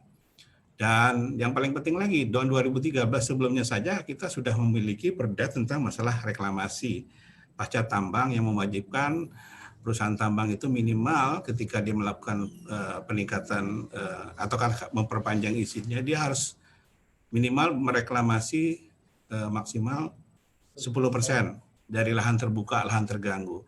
Jadi saya kira untuk di Kalimantan Timur tidak perlu dipertanyakan lagi, Mbak Alia, untuk dari kami. Terima kasih. Baik Pak, jadi tinggal dipastikan aja ya bahwa ini dimonitor, dijalankan terus gitu ya Pak ya. Terima kasih Pak Rizal untuk jawabannya. Masih ada satu nih di sesi ini, pertanyaannya ditujukan kepada Ibu Herlina. Nah, ini dari Youth for Youth Surabaya, Muhammad Heru Nur Rahmat. Pertanyaannya adalah, Bagaimana cara menyampaikan kepada masyarakat supaya dapat mengaplikasikan agroforestry yang baik? Karena masyarakat lebih memilih hasil hutan kayu yang memiliki nilai jual yang tinggi dan cepat. Bagaimana, Bu? Ya, makasih Mbak Alia dan rekan yang bertanya ya. Kayaknya keren tuh. Saya pengen tahu lebih banyak tentang organisasi tersebut. Sebetulnya kita kalau menyampaikan kepada masyarakat, ini pengalaman kami sendiri ya Mbak Alia, itu sedapat mungkin itu menggunakan data-data gitu ya dan informasi. Karena pada kami melihat bahwa trendsnya itu sebetulnya hasil kayu yang hasil hutan non kayu itu sudah mempunyai nilai jual yang kadang-kadang malah bisa lebih mahal daripada kayu sendiri. Dan kalau saya pribadi itu suka ini ya apa namanya suka sedih kalau misalnya melihat misalnya hutan bakau gitu ya, kayunya yang luar biasa bagusnya itu dipakai untuk dijadikan arang. Karena itu kan nilainya menjadi sangat tidak ada artinya sama sekali, jadi rendah sekali gitu ya. Jadi kalau mengenai agroforestry menurut saya banyak data-data dan informasi-informasi yang bisa sebetulnya menantang apa namanya pandangan bahwa kayu itu sekarang yang paling tinggi harganya. Bahkan kalau kita lihat trendsnya di kayu itu banyak sekarang usaha HPH yang sudah tidak aktif lagi sekarang Mbak Alia karena harga kayu di dalam negeri ini 50% lebih rendah dibandingkan dengan harga kayu kalau diekspor gitu ya. Jadi sekali lagi kalau kita mau meningkatkan kesadaran masyarakat kita bisa pakai data-data dan informasi yang valid gitu ya dan kemudian juga kita bisa informasikan juga bahwa sebetulnya sistem agroforestry itu merupakan bagian dari kultur masyarakat udah sudah berapa century ya, berapa abad gitu ya. Itu merupakan bagian dari kehidupan masyarakat. Sehingga sebetulnya tidak susah kalau kita mau meyakinkan masyarakat untuk menggunakan lebih banyak lagi atau merevitalisasi kembali praktek-praktek yang sudah dilakukan bertahun-tahun, bergenerasi yang membuktikan bahwa memang itu bisa menstabilkan ekonomi masyarakat dan bahkan mensejahterakan kehidupan mereka sendiri. Baik, Bu Herlina. Iya, ini pertanyaannya dari Youth for Youth Surabaya. Mungkin nanti Surabaya ya. Mungkin pertanyaan lebih lanjut dari Mas Muhammad Heru Nur Ahmad ini juga bisa disampaikan ke pihak Kekan ya, kalau ada yang masih perlu digali lagi. Betul. Baik, ya itu tadi sesi pertanyaan pertama di sesi pertama sudah ada 3 ya. Nah ini sesi yang kedua ada 3 pertanyaan lagi. Baik, ini ditujukan yang pertama untuk Bu Belinda. Dari Herman Suparman Simanjuntak, Ibu, jika dikalkulasikan dengan keberhasilan upaya penurunan emisi yang dilakukan oleh rekan-rekan di Marine, seberapa besar pencapaian target NDC Indonesia? Jadi pertanyaannya untuk Bu Belinda, jika dikalkulasikan dengan keberhasilan upaya penurunan emisi di rekan-rekan di Marine, ya, seberapa besar pencapaian target NDC Indonesia? Silakan Bu Belinda untuk menjawab pertanyaan ini. Ini agak sulit menjawab karena mungkin jadi gini, NDC kita itu hanya 5 sektor. Hanya 5 sektor dibagi 2 yang lahan dan non-lahan. Yang non-lahan itu bicaranya ada yang dari industri, kemudian dari energi dan sebagainya. Nah, yang lahan ini hanya 2 juga. Hanya forestry sama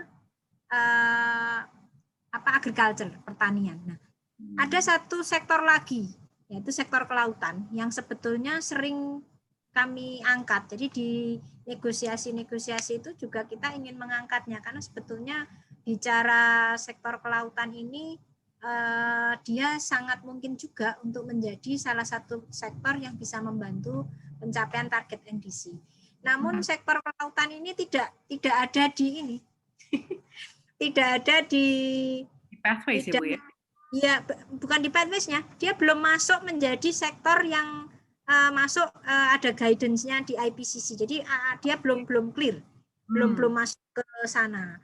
Nah, sebetulnya kalau Indonesia pernah mempunyai Pak Sarwono barangkali ingat, saya lupa COP yang di mana ya. Itu ada satu sesi sendiri, kita hampir seminggu itu khusus mengenai marine. Jadi kita bicara mengenai kelautan sendiri. Jadi sebetulnya Indonesia itu ingin mengangkat agar sektor ini menjadi salah satu sektor yang diperhitungkan kan gitu.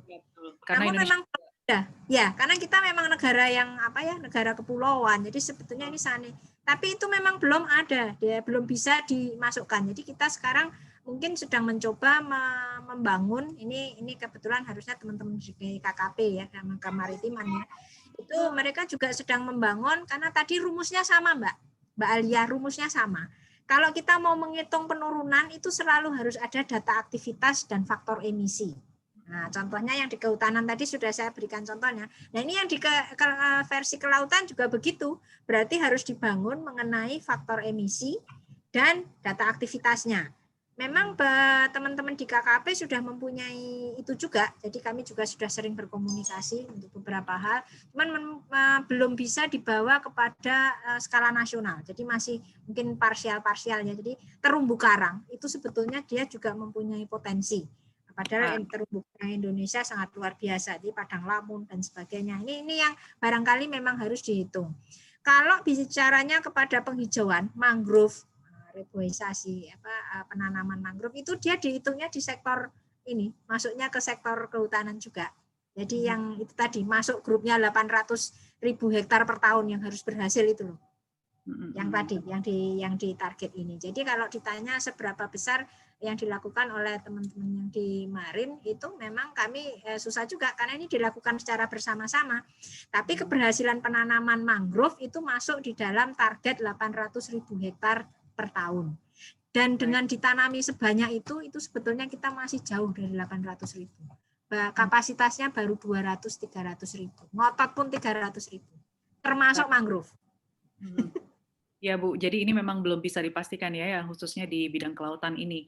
Ada satu pertanyaan lagi untuk Bu Belinda dari PT Jasara Harja, Saudari Neil Amelina.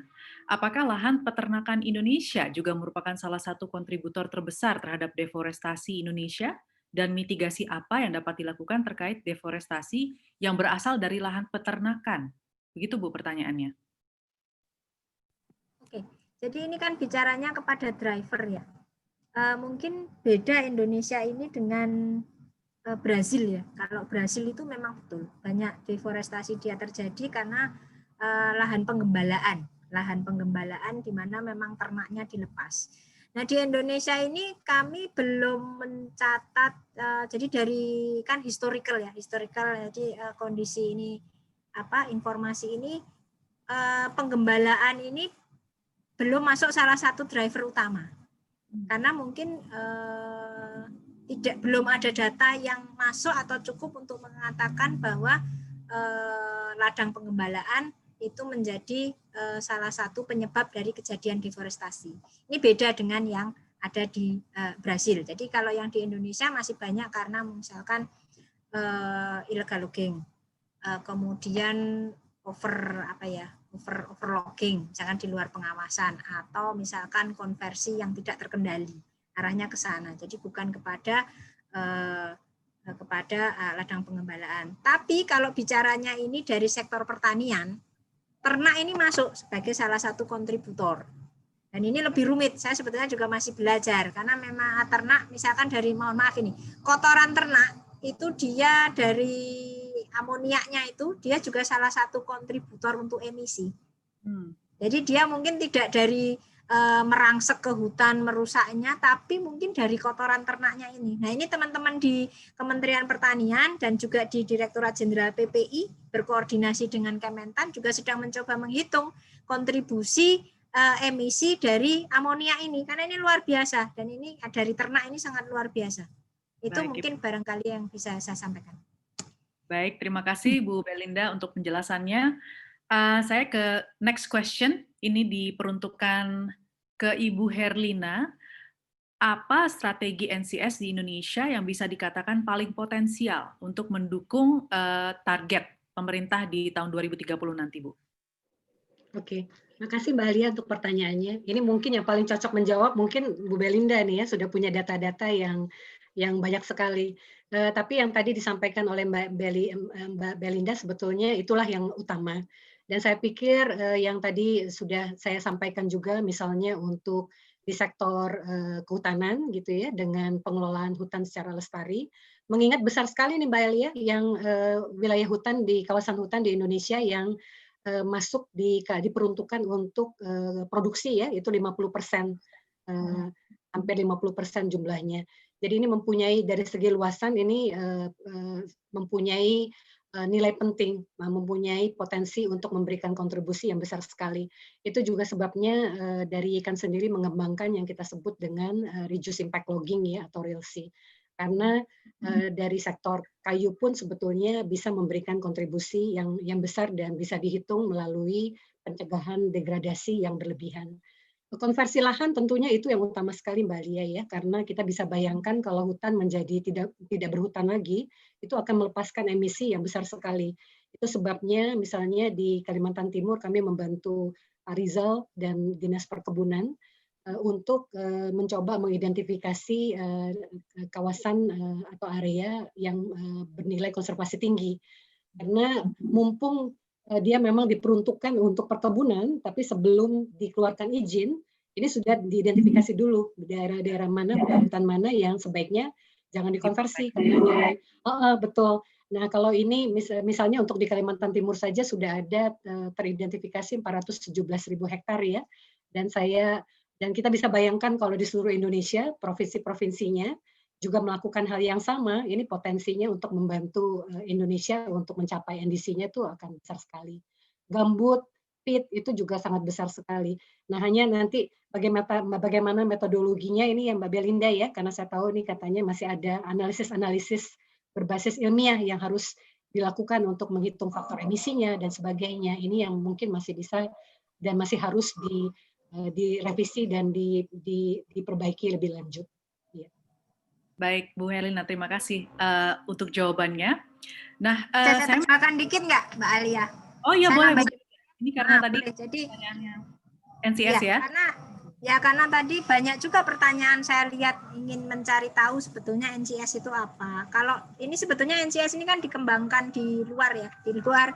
Tapi dia merupakan, jadi kalau sebutannya adalah rangkaian program mitigasi perubahan iklim. Jadi dia itu adalah set dari program mitigasi perubahan iklim yang sebetulnya coverage-nya atau batasannya itu meliputi perlindungan hutan, kemudian mengembangkan manajemen hutan, serta restorasi ya, Bu Herlina, mohon maaf kalau saya ada yang salah. Nah, kalau kami lihat dari publikasi-publikasi yang ada itu, memang NCS ini ada pathways-nya itu yang paling penting ada 6, tapi sebetulnya 6 itu bisa juga dikelompokkan menjadi 4. Jadi kalau saya melihat itu yang pertama adalah pencegahan deforestasi.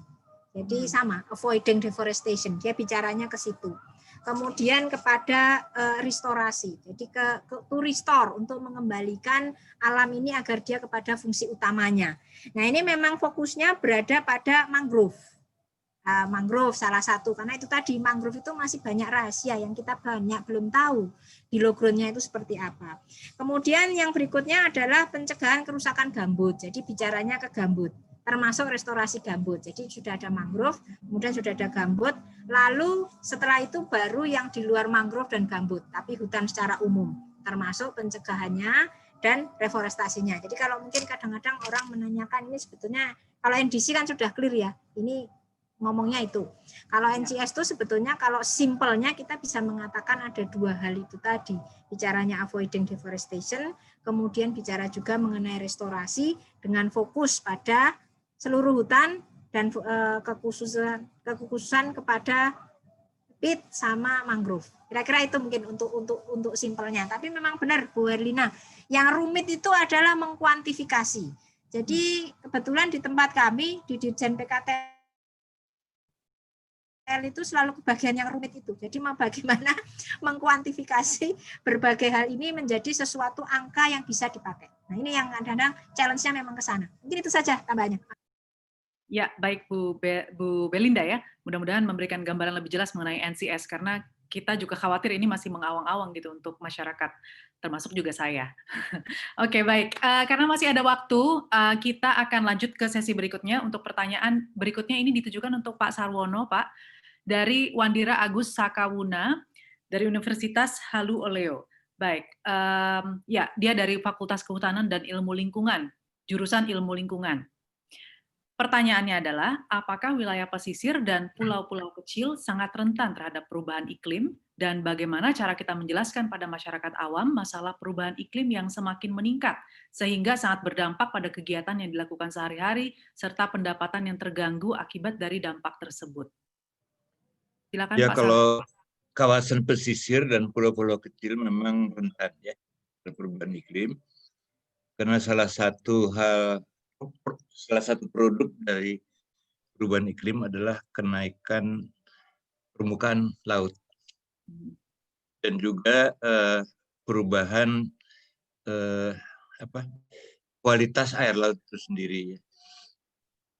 Nah, caranya untuk mengingatkan orang tentang itu adalah sama, duduk ngobrol, jangan ngomong ilmiah lah. Dan ini memang saya sudah alami sendiri di Sinjai. Nah, saya berkunjung ke sana tahun 94 begitu ya. Mengunjungi suatu desa pesisir yang namanya Tongke-Tongke. Dan mereka sangat giat waktu itu menanam mangrove. Mereka bicara tentang perubahan iklim itu dalam bahasa yang menyangkut keseharian mereka. Gitu. Sehingga orang cepat ngerti bahwa apa yang mereka lakukan itu, yaitu penanaman mangrove, itu menjadi penting. Misalnya begini, Pak, saya bilang, apa bedanya sebelum Bapak nanam bakau ini dan sesudahnya? Oh, kalau dulu Pak, katanya, kita pergi cari ikan ke laut, Pak. Waktu pantainya masih gundul. Tapi sekarang, setelah kita tanam ini pantai, Pak, itu ikan datang ke sini cari kita. Nah, itu daripada kita dengerin ahli marine biology tentang perubahan iklim, kan mendingan dengerin orang-orang kayak gitu. Down to earth sekali. Dan kemudian apa beda lain? Oh, dulu Pak, waktu pantai kita gundul, itu laut bawa pergi kita punya tanah, Pak. Sekarang, dia kembalikan itu tanah ke kita, Pak. Jadi berarti abrasi bisa diatasi dengan itu. Nah, jadi kita sebetulnya sih sangat berkekurangan komunikator-komunikator di bidang perubahan iklim ini, gitu ya. Karena kalau perubahan iklim ini diskusi dan dialognya itu hanya dibatasi kepada kaum spesialis, we got nowhere. Yang kedua adalah yang penting juga adalah mengaitkan economic benefits ya dengan konservasi, sehingga ada transformasi katakanlah persepsi yang nanti terjadi bahwa konservasi itu tidak lagi dianggap pengorbanan mulia, tetapi dia adalah bagian dari ekonomi, sesuatu yang menghasilkan. Dan ini saya kira akan menciptakan suatu paradigma baru yang bisa speed up ya the whole process of conservation ini. Terima kasih. Baik, terima kasih Pak Sarwono untuk jawabannya. Mudah-mudahan menjawab tadi ya. Nah, karena ada pertanyaan lagi, saya langsung saja bacakan. Ini ditujukan untuk Pak Rizal dan Bu Herlina.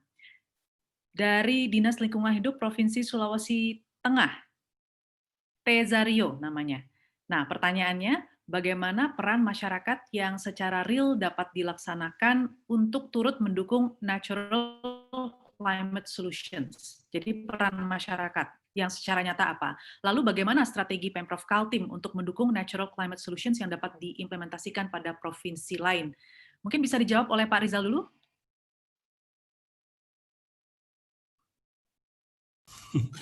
Baik, terima kasih. Sebelum saya jawab itu, mungkin ada yang terlupa tadi Mbak Lia, bahwa Kaltim itu sebenarnya oleh KLHK dan pemerintah pusat itu ditunjuk sebagai salah satu-satunya provinsi di Indonesia yang sedang melaksanakan program FCPF ya. Jadi FCPF itu adalah dari 2020 sampai 2024. Nah, salah satu kegiatan daripada FCPF itu diantaranya adalah ada program Kampung Iklim. Nah, perlu kami sampaikan di sini bahwa untuk sampai tahun 2030 kita akan mentargetkan kurang lebih 200 program Kampung Iklim, dan ini saya kira sangat relate sekali dengan yang disampaikan oleh teman-teman saya dengan bagaimana NCS ini bisa diaplikasikan, termasuk disampaikan tadi oleh Pak Sarwono. Karena kami melibatkan kawan-kawan di mitra pembangunan. Hari ini beberapa bulan ini kita sudah melakukan kegiatan disebut dengan Padiatapa atau pencarian informasi, termasuk kesediaan dan komitmen masyarakat di dalam melaksanakan program FCPF di tingkat tapak, terutama di tingkat kampung. Dan harapannya adalah nanti mereka akan terlibat secara langsung dan bisa dinilai dan diberikan reward ketika mereka memang sudah sudah berhasil melaksanakan program penurunan emisi gas rumah kaca. Nah, selain daripada itu juga kami melakukan kerjasama dengan teman-teman YAIKAN dari tahun 2015, masalahnya itu membentuk disebut dengan kawasan ekosistem esensial Weheakelai dengan kurang lebih 532.000 hektar dengan 23 partisipan atau peserta yang terlibat. Ada pemerintah pusat, kemudian lagi ada pemerintah daerah, kabupaten, termasuk swasta dan masyarakat juga. Nah, KEE itu ditujukan dalam rangka untuk menjaga orang hutan. Jadi orang hutan di kawasan KEE itu memang mereka punya koridor di mana mereka bisa hidup, berkembang biak dan seterusnya. Nah, harapannya dengan 532.000 hektar itu yang terlibat, mereka bisa di daerah-daerah, kebetulan katakanlah kalau di situ ada perusahaan, mereka bisa menyisihkan beberapa hektar lah untuk kawasan yang tidak akan diganggu gugat dan diharapkan tetap sebagai tempat untuk habitat orang hutan. Kira-kira itu yang bisa saya sampaikan termasuk dengan kegiatan NCS yang kami lakukan di Kalimantan Timur, Bu Alia.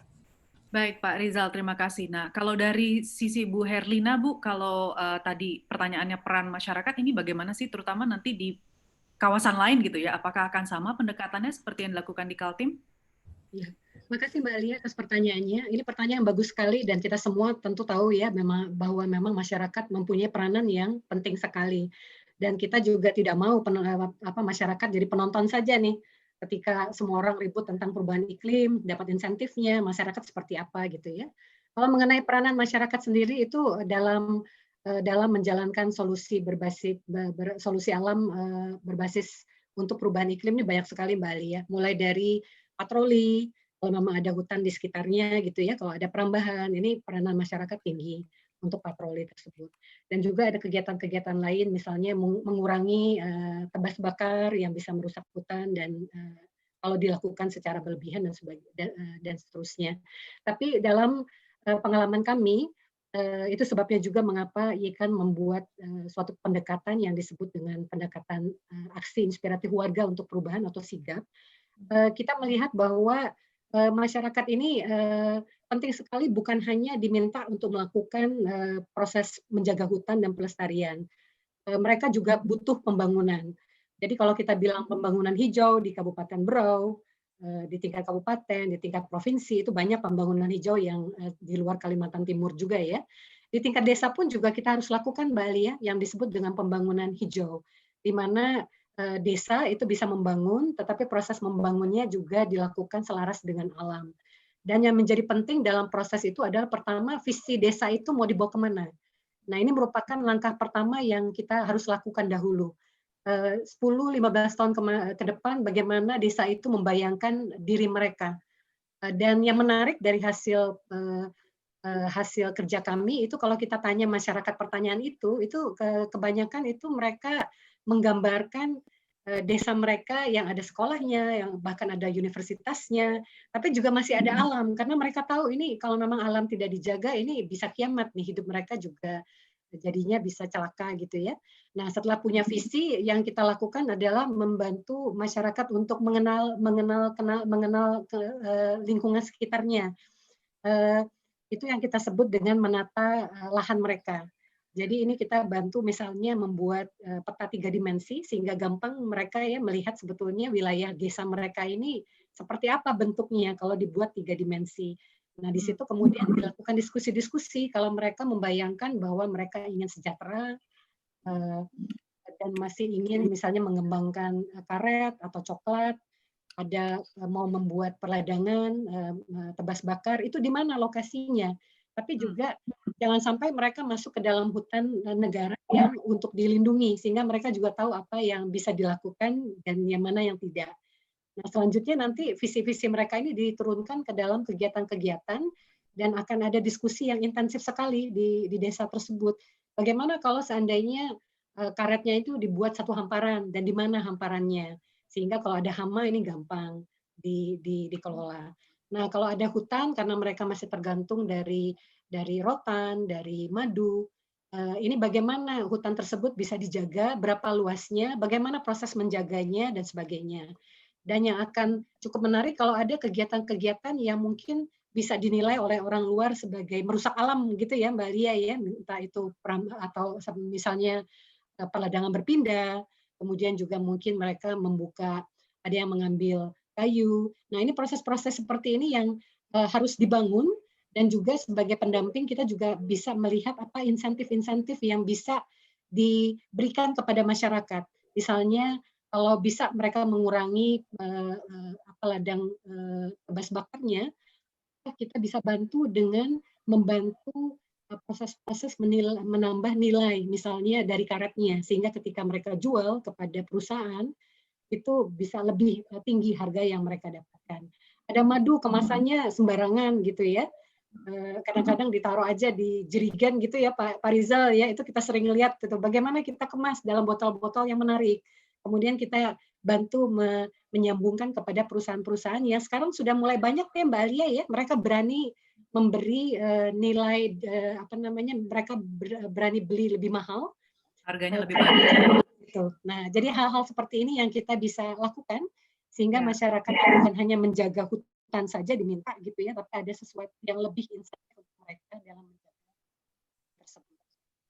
Baik, terima kasih Bu Herlina untuk jawabannya. Mudah-mudahan masyarakat dimanapun di Indonesia tidak hanya bergantung pada alam, tapi juga bisa bertanggung jawab dan semakin kreatif ya Bu ya, dengan hasil-hasil alam yang ada di sekitarnya. Betul, baik, iya, karena waktunya sangat terbatas nih, terima kasih untuk pertanyaan yang masuk, tapi harus kami tutup diskusinya. Tapi jangan khawatir, pertanyaan yang yang masih tersisa bisa ditampilkan nantinya di akun Instagram @yekan_id, jadi pantau terus media sosial Yekan. Dan sebelum berpisah, ada beberapa catatan dari diskusi tadi, kalau bisa kita pahami bersama. Solusi iklim alami atau natural climate solutions ini merupakan serangkaian upaya mitigasi berbasis alam, contohnya dengan pelindungan serta restorasi hutan, gambut, dan mangrove untuk mendukung pencapaian target pengurangan emisi Indonesia. Indonesia memiliki potensi solusi berbasis alam yang tinggi untuk menjawab komitmen target Indonesia yang cukup tinggi. Implementasi solusi berbasis alam perlu memperhatikan modalitas dan memperhatikan kondisi Indonesia saat ini. Nah, komitmen pemerintah dalam menekan emisi karbon dan mitigasi perubahan iklim perlu kita dukung sama-sama dengan memperkuat jalinan kemitraan multi pihak baik di tingkat nasional, provinsi, maupun kabupaten. Dan Yayasan Konservasi Alam Nusantara sebagai organisasi yang fokusnya pada konservasi alam mendukung setiap upaya pemerintah Indonesia untuk mencapai target NDC. Ya, inilah akhir dari diskusi pada hari ini. Saya mau mengucapkan terima kasih nih untuk semua yang sudah hadir. Tapi sebelum kita berpisah, kita foto dulu sama-sama. Jadi mohon untuk webcam-nya, kameranya dibuka. Saya pengen lihat muka-mukanya ini semuanya nih, yang besok long weekend dan cuti bersama kayaknya berbahagia ya hari ini ya. Oke, silakan kameranya dibuka. Nanti kita foto sama-sama. Saya tunggu aba-aba dari teman Yekan ya, kalau sudah ready semuanya. Baik, terima kasih Mbak Alia. Oke, ada lagi teman-teman? Mungkin yang mau foto bersama, bisa nyalain fitur kameranya.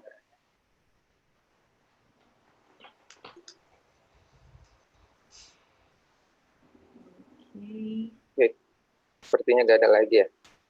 Oh gitu, pada malu-malu mungkin nih Mas. Mungkin ya. Oke, kita foto aja ya. Oke, kita foto ya.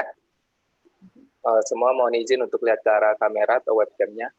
Dan saya hitung mundur. Oke, 3, 2, 1. Baik lagi. 3, 2, 1. Oke, sekali lagi. Terakhir. 3, 2, 1. Baik, terima kasih. Saya kembalikan ke Mbak Alia. Ya, terima kasih.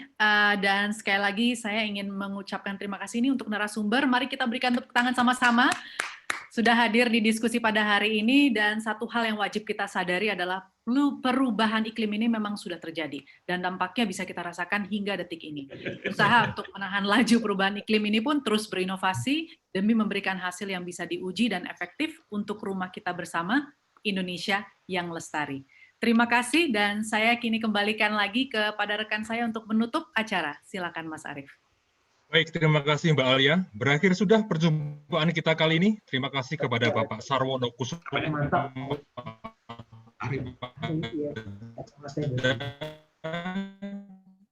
Ibu Belinda Margono, Bapak Ince Ahmad Rafi pada hari ini. Dan terima kasih pula ke ini. Ikuti sesi diskusi interaktif selanjutnya bersama Yayasan Konservasi Alam Nusantara. Pantau terus informasinya melalui Instagram kami @yekan_id. Sampai jumpa. Terima kasih. Terima kasih Mas Arief.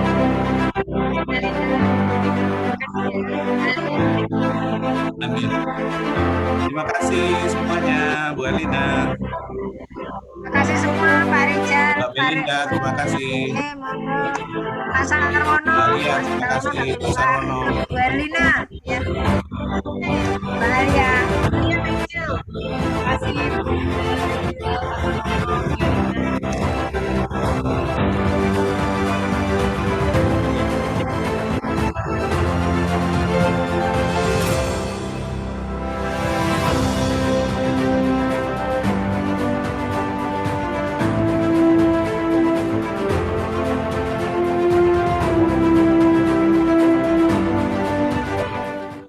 If you don't manage development, you lose nature.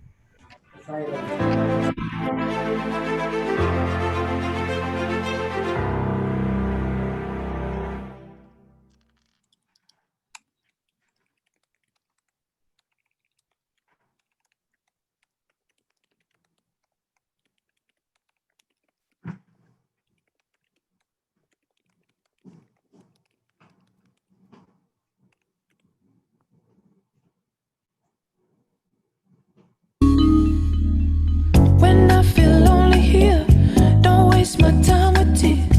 I run deep throat again, it ran for years and years. I don't like the food I eat, the cans are running out. Same food for years and years, I hate the food I eat. When the world is running down, you make the best of what's still around.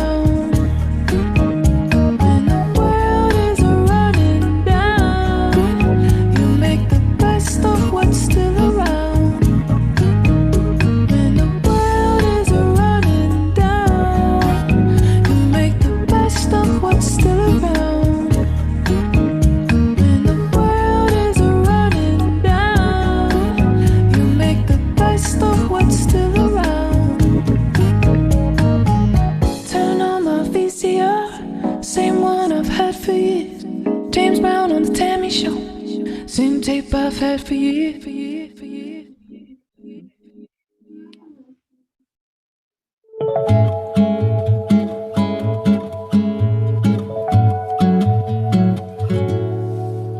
Well, I'm riding down the road trying to loosen my load. I got 7 women on my mind. 4 the one to owe me, 2 the one who stole me. Once she's a friend of mine. Take it easy, take it easy. Don't let the sound of your own wheels drive you crazy. Let it know while you still can. Don't even try to understand. Just find a place to make your stand and take it easy.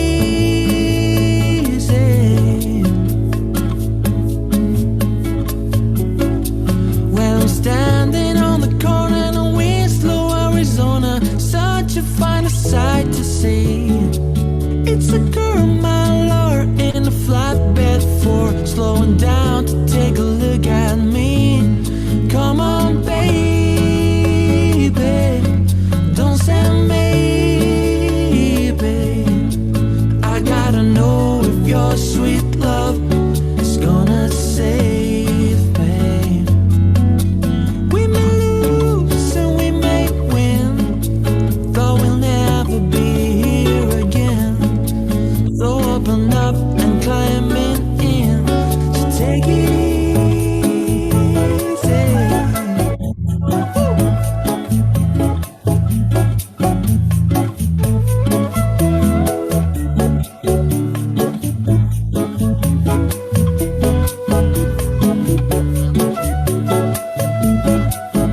When I'm riding down the road, try to lose in my love, gotta work